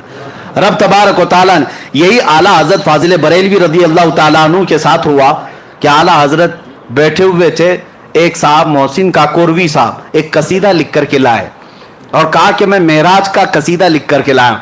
उसमें गंगा जल काशी मथुरा का जिक्र था। तशबीह देने के लिए शायर करते हैं, कभी जो है महबूब को लैला कहते हैं, कभी अपने हबीब को मजनू कहते हैं। सब लैला मजनू होते नहीं, लेकिन नाम दिए जाते हैं शायरी में। कभी जो है शराब का जिक्र होता है, मैं का जिक्र होता है। हकीकी ये धतूरा शराब नहीं होती, लेकिन शायर इस्तिआरा के तौर पर लेते हैं। इसी तरह वो काकोरवी साहब गंगा जल मथुरा काशी से तशबीह देते हुए कहा सफर मेराज का। आला हजरत उस वक्त सो रहे थे, जोहर की नमाज पढ़कर आए। काकोरवी साहब कहा कि मौलाना अहमद रजा साहब एक कसीदा लिख करके लाए हूँ। कहा सुनाइए। उन्होंने 2 शेर ही सुनाए थे। आला हजरत ने कहा रुकिए, अभी 2 ही शेर सुनाए थे, बाद में असर के बाद सुन लेंगे, असर के बाद सुन लेंगे। आला हजरत आला ईमान वाले, हाँ, आला हजरत जब हुजूर को किसी बात से तशबीह भी देते थे ना, तो वो बड़े आला किस्म से। किसी ने कहा, आला हजरत ने लिखा है कि हुजूर पाक सल्लल्लाहु ताला अलैहि वसल्लम के कपड़े मैले हो गए थे, यानी गर्द व गुबार लगती है तो क्या कहते, मैले हो गए। आला हजरत ने फरमाया खबरदार खबरदार, नबी पाक सल्लल्लाहु अलैहि वसल्लम के कपड़ों को मैला ना कहें, वो मैले नहीं होते। फिर जो चीज धूल गुबार लगती मैला ही तो कहेंगे, क्या कहेंगे? अदब सीखो बरेली वाले से। आला हजरत फरमाते ये क्यों नहीं कह सकते कि मिट्टी गर्दो गुबार ने मेरे मुस्तफा के दामन को चूम लिया, मिट्टी चूम रही थी, ये क्यों नहीं कह सकते? नजर वही ऐनक की बात है, तुम जैसा देखोगे वैसी चीजें आएंगी। तो काकोरवी साहब ने कसीदे के 2 शेर ही सुनाए थे। आला हजरत ने कहा रुकिए, काशी गंगा जल बाद में सुनेंगे। असर की नमाज का वक्त हुआ, आला हजरत सुन्नत पढ़ने के लिए गए। सुन्नत और फर्ज के बीच में वक्त कितना होता है? सुन्नत और फर्ज के बीच में जो वक्त था जमात का, उसी में बैठ करके आला हजरत कसीदे मेराज खुद ही लिखने लग गए, हुजूर का सफर मेराज लिखने लग गए। अब सुनो, 1 शेर 2 शेर 3 शेर। असर की जमात से पहले पहले आला हजरत ने पूरे सफर मेराज के 168 अशार लिख दिए, 168 कसीदे मेराज पूरा लिख दिया। और उसके बाद नमाज पढ़ा करके आए। काकोरवी साहब ने कहा आपने कहा था हमारा कसीदा सुनने। आला हजरत ने कहा पहले हमारा सुन लीजिए, पहले हमारा सुन लीजिए। हमने क्या कहा? कहा आप सुनाइए। तो आला हजरत अर्ज करने लगे, वो सरवरे किश्वरे रिसालत जो अर्श पर जलवगर हुए थे, नए निराले तरफ के सामा अरब के मेहमान के लिए थे। वहां फलक पर यहाँ जमीन पर मची थी शादी, रची थी धूमें, यहाँ से अनवार उठते आते, वहां से नफहात हंसते आते। आला हजरत फिर आगे फरमाते, उतार कर उनके रुख का सदका वो नूर का बट रहा था बाड़ा, कि चांद सूरज उछल उछल कर जबी की खैरात मांगते थे, कि चांद सूरज उछल उछल कर जबी की खैरात मांगते थे। और तारों की तरफ आज देखते ना आसमान के, आला हज़रत से पूछो क्या कहते, ये तारे क्या हैं? वही तो अब तक छलक रहा है, वही तो जोबन टपक रहा है। हाँ, वही तो अब तक छलक रहा है, वही तो जोबन टपक रहा है। नहाने में जो गिरा था पानी, कटोरे तारों ने भर लिए थे। नहाने में जो गिरा था पानी, कटोरे तारों ने भर लिए थे। बचा जो तलवों का उनके धोवन, बना वो जन्नत का रंग रोगन। बचा जो तलवों का उनका धोवन, बना वो जन्नत का रंग रोगन। जिन्होंने दूल्हा की पाई उतरन वो फूल गुलजार नूर के थे। नमाज अक्सा में था यही सिर आया हो माने अव्वल आखिर के सफ बस्ता पीछे हैं हाजिर जो सल्तनत आगे कर गए थे। जियाएं कुछ अर्श पर आए कि सारी कंदीलें झलमलाएं हुजूर खुर्शीद क्या चमकते चिराग मुंह अपना देखते थे। तबारक अल्लाह शान तेरी तुझी को ज़ेबा है बेनियाजी। तबारक अल्लाह शान तेरी तुझी को ज़ेबा है बेनियाजी। और आला हज़रत फरमाते हैं तबारक अल्लाह शान तेरी तुझी को ज़ेबा है बेनियाजी। कहीं वो जोशे लंतरानी कहीं तकाज़े विसाल के थे। खिरत से कह दो कि सर झुका ले, खिरत से कह दो कि सर झुका ले, यहाँ पड़े हैं जिहद को लाले। हाँ, किसे बताएं किधर गए थे, किसे बताएं कहाँ गए थे। आला हज़रत फरमाते हैं वही अब पूरे मेराज का वाकया अगर एक शेर में सुनना है, एक शेर में सुनना है, झूम जाएंगे हम। जिनके जिनके एतराजात है सब खत्म हो जाएंगे, सब खत्म हो जाए। तुझे एतराज है क्यों, पेट दर्द क्यों होता है? हुजूर का नाम लेने पर हुजूर गए थे जबकि मौला कह रहा मैं बुलाया था।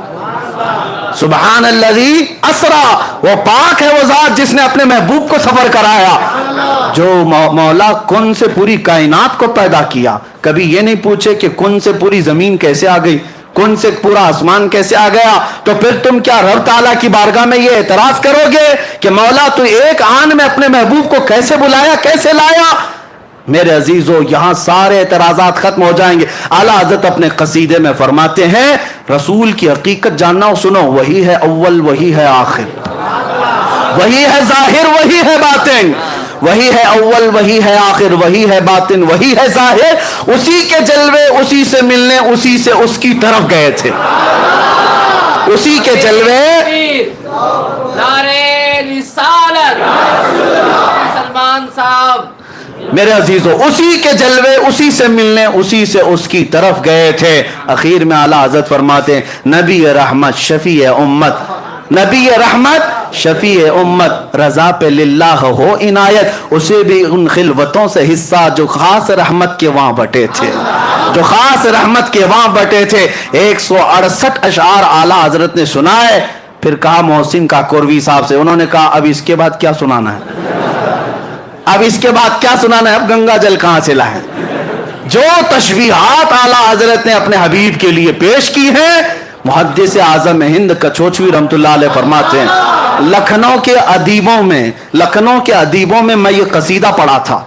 कौन कह रहे हैं? मुहद्दिस आज़म हिंद कचोचवी रहमतुल्लाह अलैह फरमाते हैं बड़े बड़े अदीब शायर बैठे हुए थे लखनऊ के, उनके बीच में आला हज़रत का मैंने कसीदा पढ़ा, सब दम बखुद रह गए। और उसके बाद मैंने पूछा इस कसीदे की जुबान के बारे में क्या कहते हो? लखनऊ वालों ने एक ही बात कहा, ये तो रजा की जुबान कौसर और तस्नीम से धुली हुई लगती है, कौसर और तस्नीम से धुली हुई लगती है। अजीज़ान गिरामी वक़ार, अब यहाँ ये भी है कि उतने मुख्तसर वक्त में नमाज असर की सुन्नतों से फर्ज के बीच में ये कसीदा मेराज का पूरा होना, ये भी मेरे आका के मौजिज़ों में से एक मौजिज़ा है, मौजिज़ों में से एक मौजिज़ा है।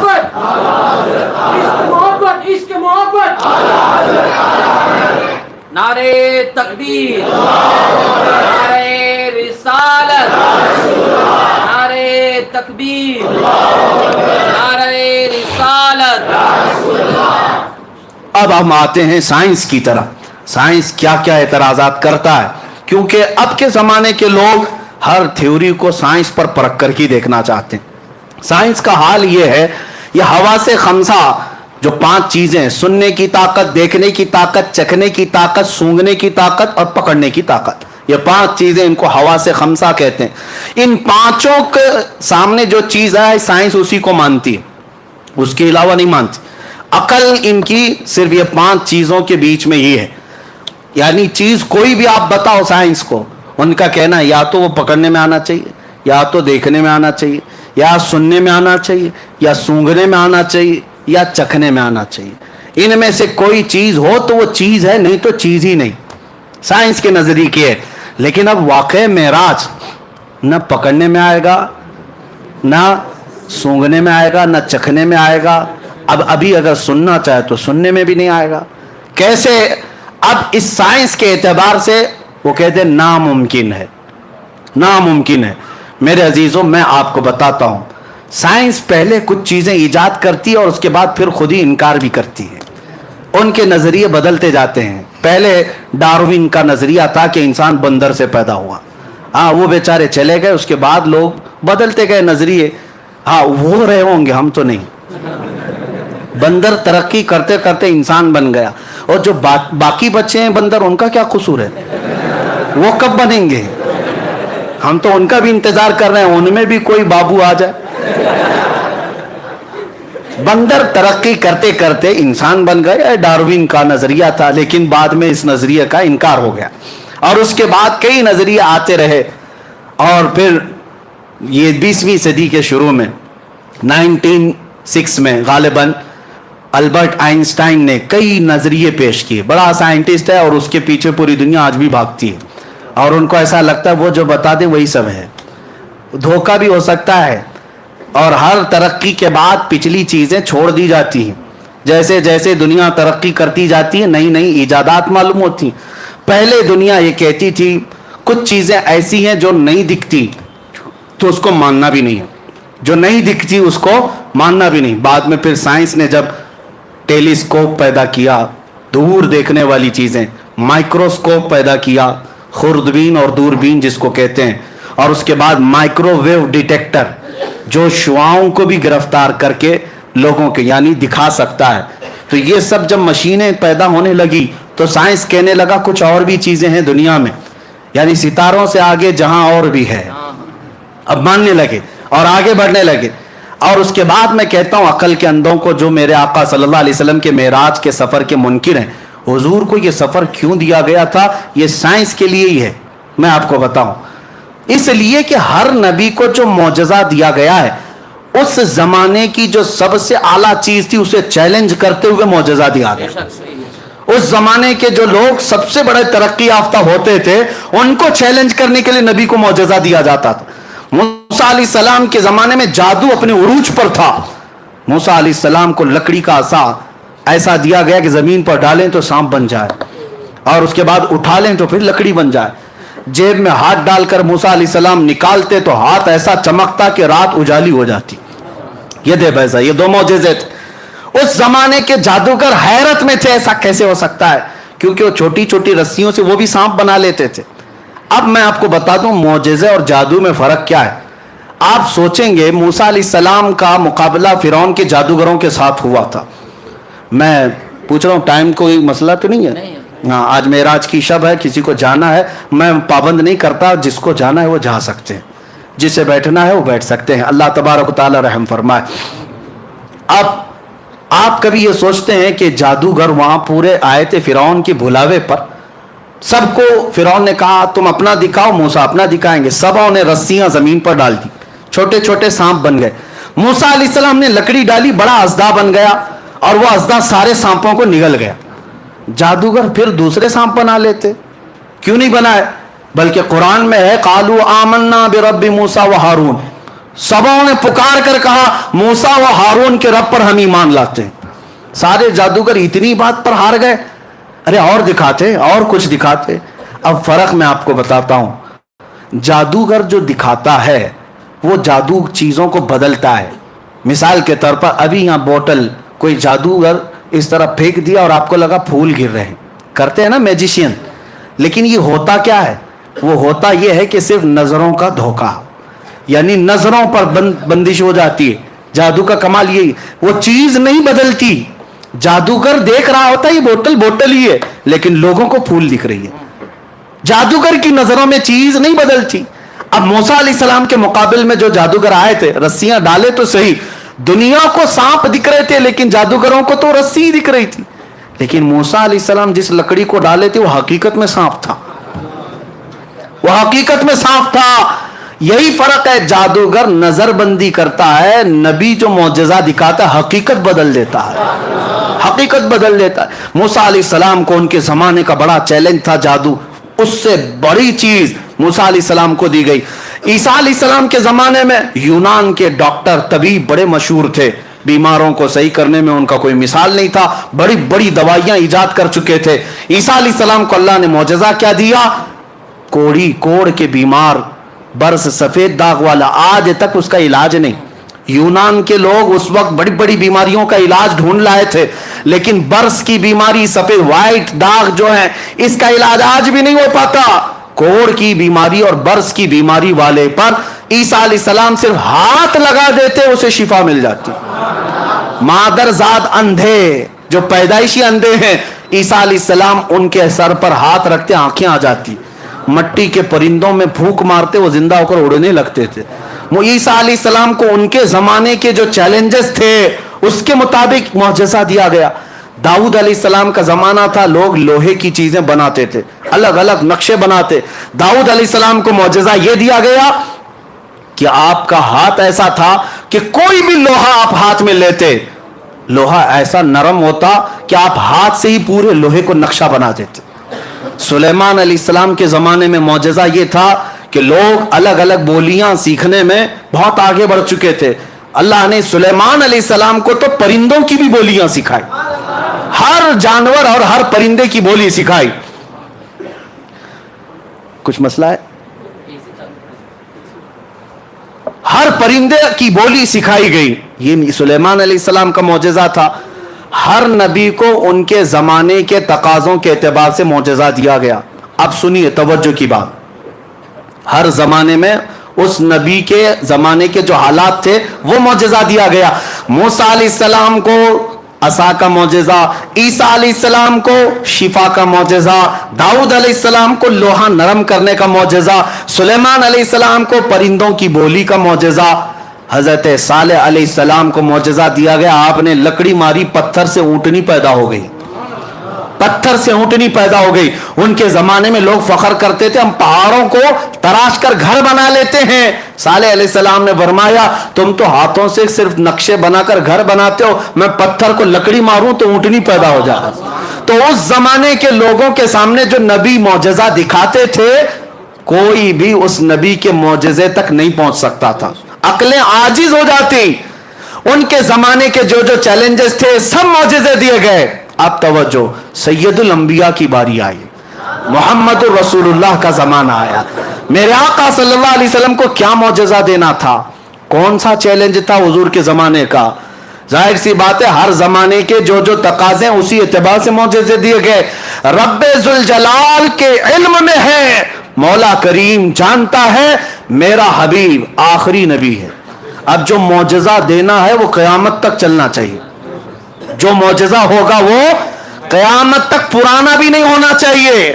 ایسا معجزہ رسول کو دینا ہے, کیونکہ ان نبیوں کا زمانہ بھی لمیٹڈ تھا, امت بھی لمیٹڈ تھی. میرے رسول کا نہ زمانہ لمیٹڈ ہے نہ امت لمیٹڈ ہے, زمانہ قیامت تک ہے اور امت بھی بے حساب ہے.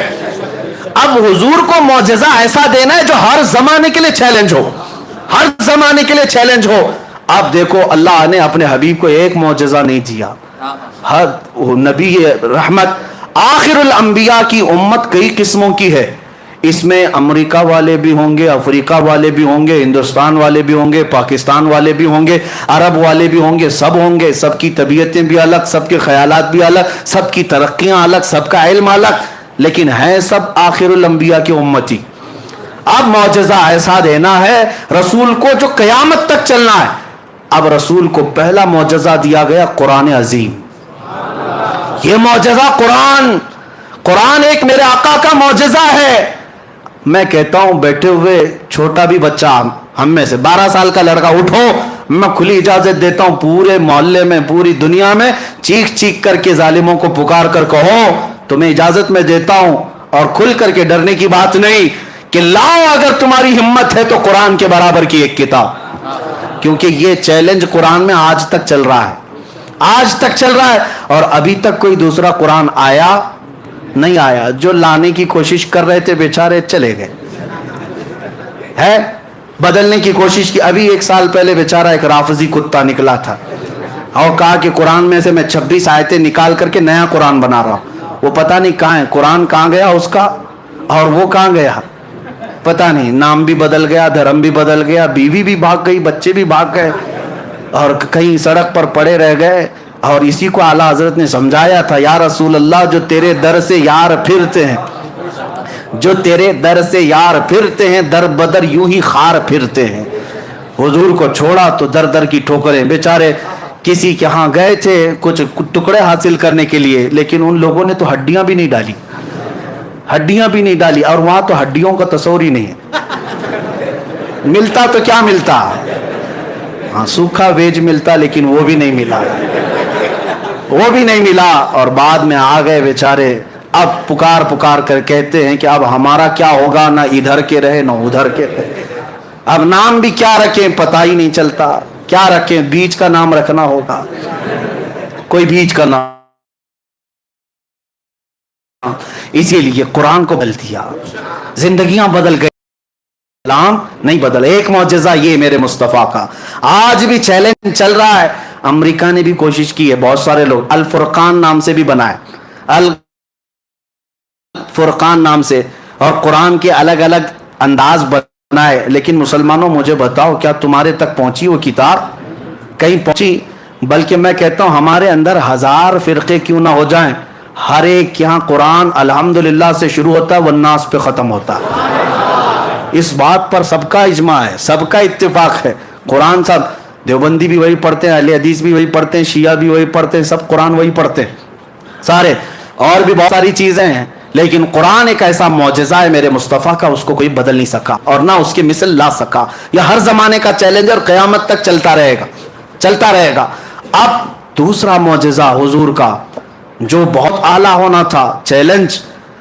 اب دیکھیں ہر نبی, پھر ذہن میں بات رکھیں, ہر نبی کو اللہ نے وہ معجزہ دیا جو اس زمانے کے لوگوں کا عروج کا کام ہوتا تھا, ان کو چیلنج کرنے کے لیے دیا گیا. رب ذوالجلال کے علم میں تھا میرا آخری نبی, میرا محبوب جب جائے گا اس کی امت بعد میں ترقی کرے گی, ترقی کرے گی, ترقی کرے گی, ٹیکنالوجی آئے گی, سائنس آئے گا, اور پھر اس کے بعد یہ لوگ چاند تک پہنچنے کے دعوے کریں گے, کبھی اسپیس پہ جانے کے دعوے کریں گے, خلا میں پہنچ جائیں گے, اور اس کے بعد کہیں گے ہماری طاقت بہت زیادہ ہے. اس لیے 14 صدیوں پہلے محبوب تم بتاؤ, میں تو وہاں تک پہنچا, وہاں تک پہنچا جس کا تو کوئی نام ہی نہیں ہے, جو لامکاں ہے. اب سنو, اب کے زمانے میں 1906 کی بات کر رہا ہوں, آئنسٹائن سے پوچھا گیا تھا, اس نے ایک نیا نظریہ پیش کیا تھا, اسپیشل تھیوری آف ریلیٹیوٹی. کہتے ہیں اسپیس, ٹائم اور انرجی, ان تمام چیزوں میں گہرا تعلق ہوتا ہے. اور البرٹ آئنسٹائن نے کہا کہ اگر کوئی اوپر کا سفر کر رہا ہے تو ایک سفر یہ ہمارا انسانوں کا ہے, اور ایک سفر نوری سال کا ہے. Speed of light, speed of light کا مطلب کیا ہے؟ روشنی کی رفتار کتنی ہوتی ہے پتہ ہے آپ کو؟ روشنی کی رفتار, روشنی کی رفتار جس کو کہتے ہیں 3 lakh kilometre per second, 3 lakh kilometre per second, speed of light اس کو کہتے ہیں.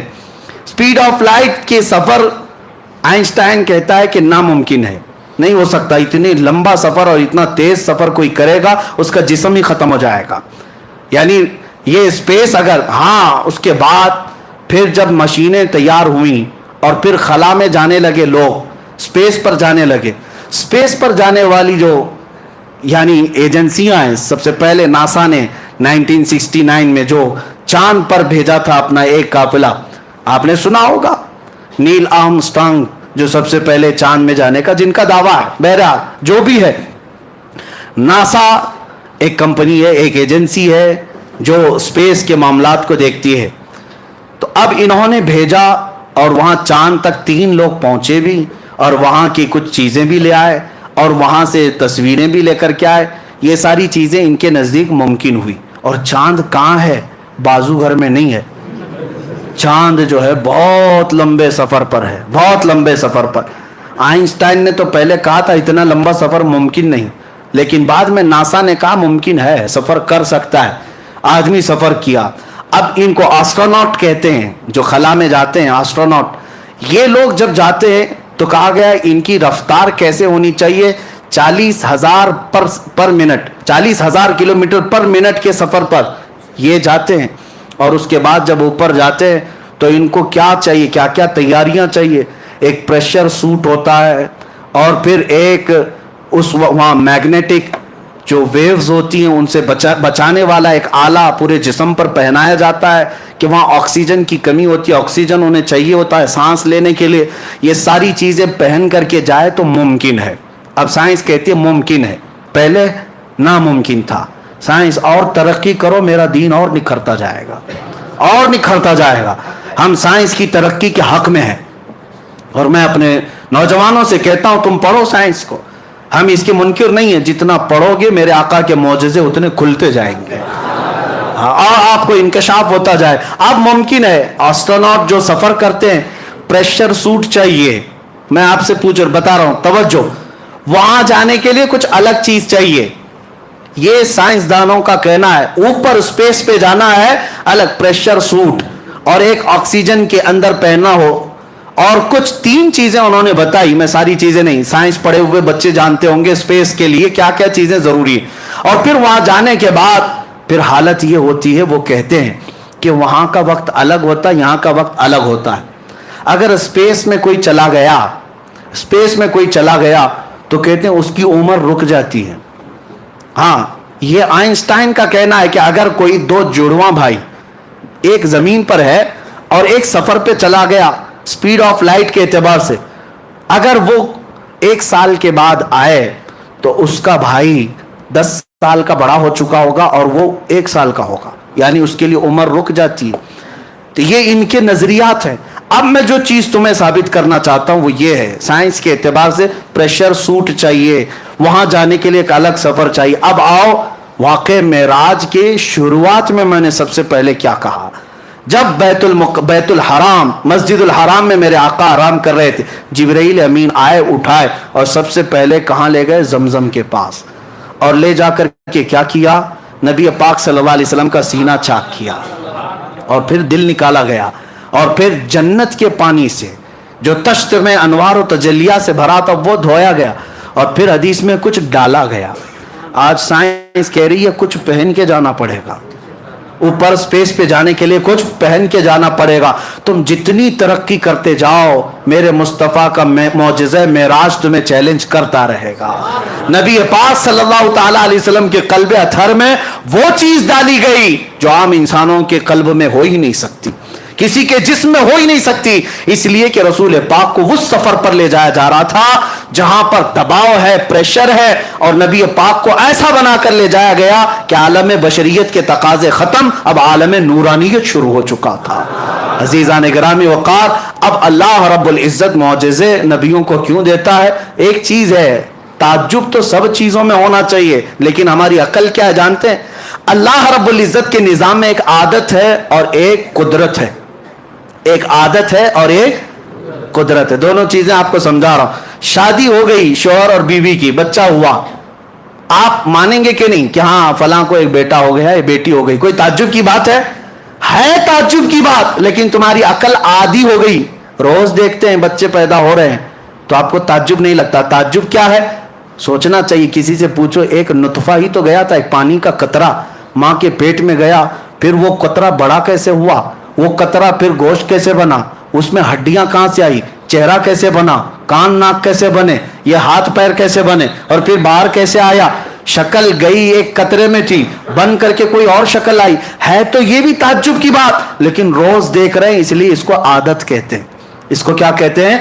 عادت۔ اللہ تبارک و تعالیٰ کے نظام میں کچھ چیزیں عادت ہے وہ بھی تعجب کی بات، لیکن وہ عادت ہے۔ زمین میں بیج ڈال دیا، پودا اگایا، تعجب ہوتا ہے آپ کو؟ نہیں ہے تعجب کی بات، یہ ہے تعجب کی بات۔ میاں ہتھیلی میں آپ بیج لے کر کے کھڑے رہو، کیوں نہیں پودا اگتا؟ کیوں نہیں اگتا؟ زمین میں بو دو، مٹی صاف کر دو، کل کو دیکھو تو وہاں سے زمین کا سینہ چیر کر باہر آتا ہے، پودا نکل آیا، پودا ہی نہیں درخت بنتا چلا گیا۔ اب آپ، یہ تعجب کی بات ہے لیکن پوچھتے نہیں کیوں؟ یہ عادت ہے۔ یہ کیا ہے؟ عادت ہے۔ آپ کبھی یہ نہیں پوچھتے کہ میں ایک روٹی کھایا تھا آٹے کی، ایک روٹی کھایا تھا آٹے کی، وہ تھی گیہوں کے آٹے کی، جو کے آٹے کی، کھایا تھا 4 ٹکڑے کر کے، 5 ٹکڑے کر کے، لیکن جب اندر گئی تو بعد میں پتا چلا کہ کچھ حصہ گوشت بنا، کچھ حصہ خون بنا، کچھ حصہ منی بنا، کچھ حصہ پیپ بنا، اور کچھ حصہ فضلہ بن کر نکل گیا۔ ایک روٹی 5 چیزیں کیسے پیدا کر رہی؟ لیکن تعجب کسی کو نہیں۔ کیوں؟ یہ عادت ہے یہ بھی تعجب کی بات، لیکن یہ عادت ہے۔ اب عادت کے خلاف کبھی کوئی کام ہوتا ہے تو اسے قدرت کہا جاتا ہے۔ عادت کے خلاف کوئی کام ہوتا ہے تو اسے کیا کہا جاتا ہے؟ قدرت۔ اللہ رب العزت پورے نظام کو ہمیشہ عادت سے ہی چلاتا ہے۔ سب چیزیں اسباب سے ہوں گی، بچے ماں باپ سے ہی پیدا ہوں گے، شوہر بیوی ہونا چاہیے، یہی عادت ہے۔ ہاں یہی عادت ہے، زمین سے ہی سبزہ اگنا چاہیے، یہی عادت ہے۔ لیکن مولا کبھی کبھار اپنی قدرت کو دکھاتا ہے، کبھی قدرت کو دکھاتا ہے، تب دکھانا ہو تو بغیر باپ کے صرف مریم سے عیسیٰ کو پیدا کرتا ہے۔ عقل کہتی یہ کیسے ہو گیا، یہ کیسے ہو گیا؟ یہ کیوں؟ اس لیے کہ عادت نہیں، دیکھا نہیں تھا۔ یہ کیا ہے؟ اس کو کیا کہتے ہیں؟ قدرت ہے۔ اور اگر مولا تعالیٰ کو یہ عادت ہے، عادت توڑ کر کے مولا اس قانون کو توڑ کر کے قدرت دکھاتا ہے، اپنی قدرت دکھاتا ہے۔ کبھی رب تعالیٰ فرماتا ہے تم تو اس بات پر تعجب کر رہے ہو کہ بغیر باپ کے عیسیٰ کیسے پیدا ہوئے، وہ مولا اس سے بڑی قدرت تو آدم علیہ السلام میں دکھایا۔ آدم علیہ السلام کی نہ باپ ہے نہ ماں ہے، کوئی نہیں، لیکن اللہ نے مٹی سے پیدا کیا، یہ قدرت ہے۔ ہر اونٹنی کہاں سے پیدا ہوگی؟ بچہ، اونٹنی کا بچہ کس سے پیدا ہوگا؟ اونٹنی سے ہی پیدا ہوگا۔ لیکن صالح علیہ السلام ایک پتھر پر لکڑی مارتے ہیں، پتھر سے اونٹنی پیدا ہوگی۔ یہ کیسے ہو سکتا ہے؟ یہ کیا ہے؟ یہ عادت نہیں، یہ کیا ہے؟ قدرت ہے، یہ قدرت ہے۔ اب سنیے، اللہ تبارک و تعالیٰ کے نظام میں عادت بھی ہے اور قدرت بھی ہے۔ قدرت کیوں دکھاتا ہے؟ منکرین کو دکھاتا ہے رب تبارک و تعالیٰ کہ تم ہمیشہ یہ مت سمجھنا کہ اللہ جیسی عادت ہے ویسا کرنے پر مجبور ہے، وہ مجبور نہیں، وہ عادت اور یہ قانون کو توڑ کر اس کے خلاف اپنی قدرت کا بھی اظہار فرماتا ہے۔ آپ سنو، حضرت عزیر علیہ السلام ایک بار جا رہے تھے، ان کو ایک بستی نظر آئی جو اجڑی ہوئی تھی۔ پوچھا اے اللہ کیا اس کو پھر تو دوبارہ زندہ فرمائے گا؟ عزیر علیہ السلام کو اللہ نے سلا دیا، 100 سال کے لیے سلایا، 100 سال سوئے رہے۔ اب مجھے بتاؤ، 100 سال کے بعد جب عزیر علیہ السلام اٹھے تو ان کا جسم بھی صحیح سلامت ہے، سب کچھ سامان بھی سلامت ہے، لیکن ان کو کیا لگ رہا تھا؟ زمانہ کچھ گزرا ہی نہیں، آدھا دن ہوا ہوگا۔ عام طور پر 100 سال کسی کے مر جانے کے بعد جسم سڑ جانا چاہیے، گل جانا چاہیے، لیکن اللہ تعالیٰ نے عادت کے مطابق نہیں، قدرت کا اظہار فرمایا۔ یہ کیا ہے؟ یہ قدرت ہے۔ اب سنیے، نبی کو جو معجزہ دیا جاتا ہے یہ عادت نہیں ہوتی، یہ قدرت کا اظہار ہوتا ہے۔ یہ کیا ہوتا ہے؟ قدرت کا اظہار۔ ہینڈ پائپ سے جب آپ چلاتے ہیں، پانی کہاں سے آتا ہے؟ زمین سے آتا ہے۔ تعجب تو اس میں بھی ہونا چاہیے، کیسے پانی آ رہا ہے، کیسے پانی آ رہا ہے؟ نیچے سے پورے پریشر کے ساتھ پانی آتا ہے، ہینڈ پائپ چلا رہے ہیں، لیکن روز دیکھ رہے ہیں، اس لیے تعجب نہیں ہوتا۔ اب مولا تعالیٰ جو دکھاتا ہے وہ کیا ہے؟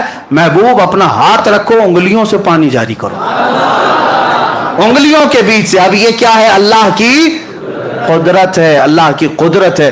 روز سورج کا ٹائم فکس ہے، روز سورج کا ٹائم فکس ہے، اتنے بجے نکلے گا، اتنے بجے ڈوبے گا، سب کو عادت ہے۔ حالانکہ یہ بھی سوچنا چاہیے اسے نکالتا کون ہے، ڈباتا کون ہے؟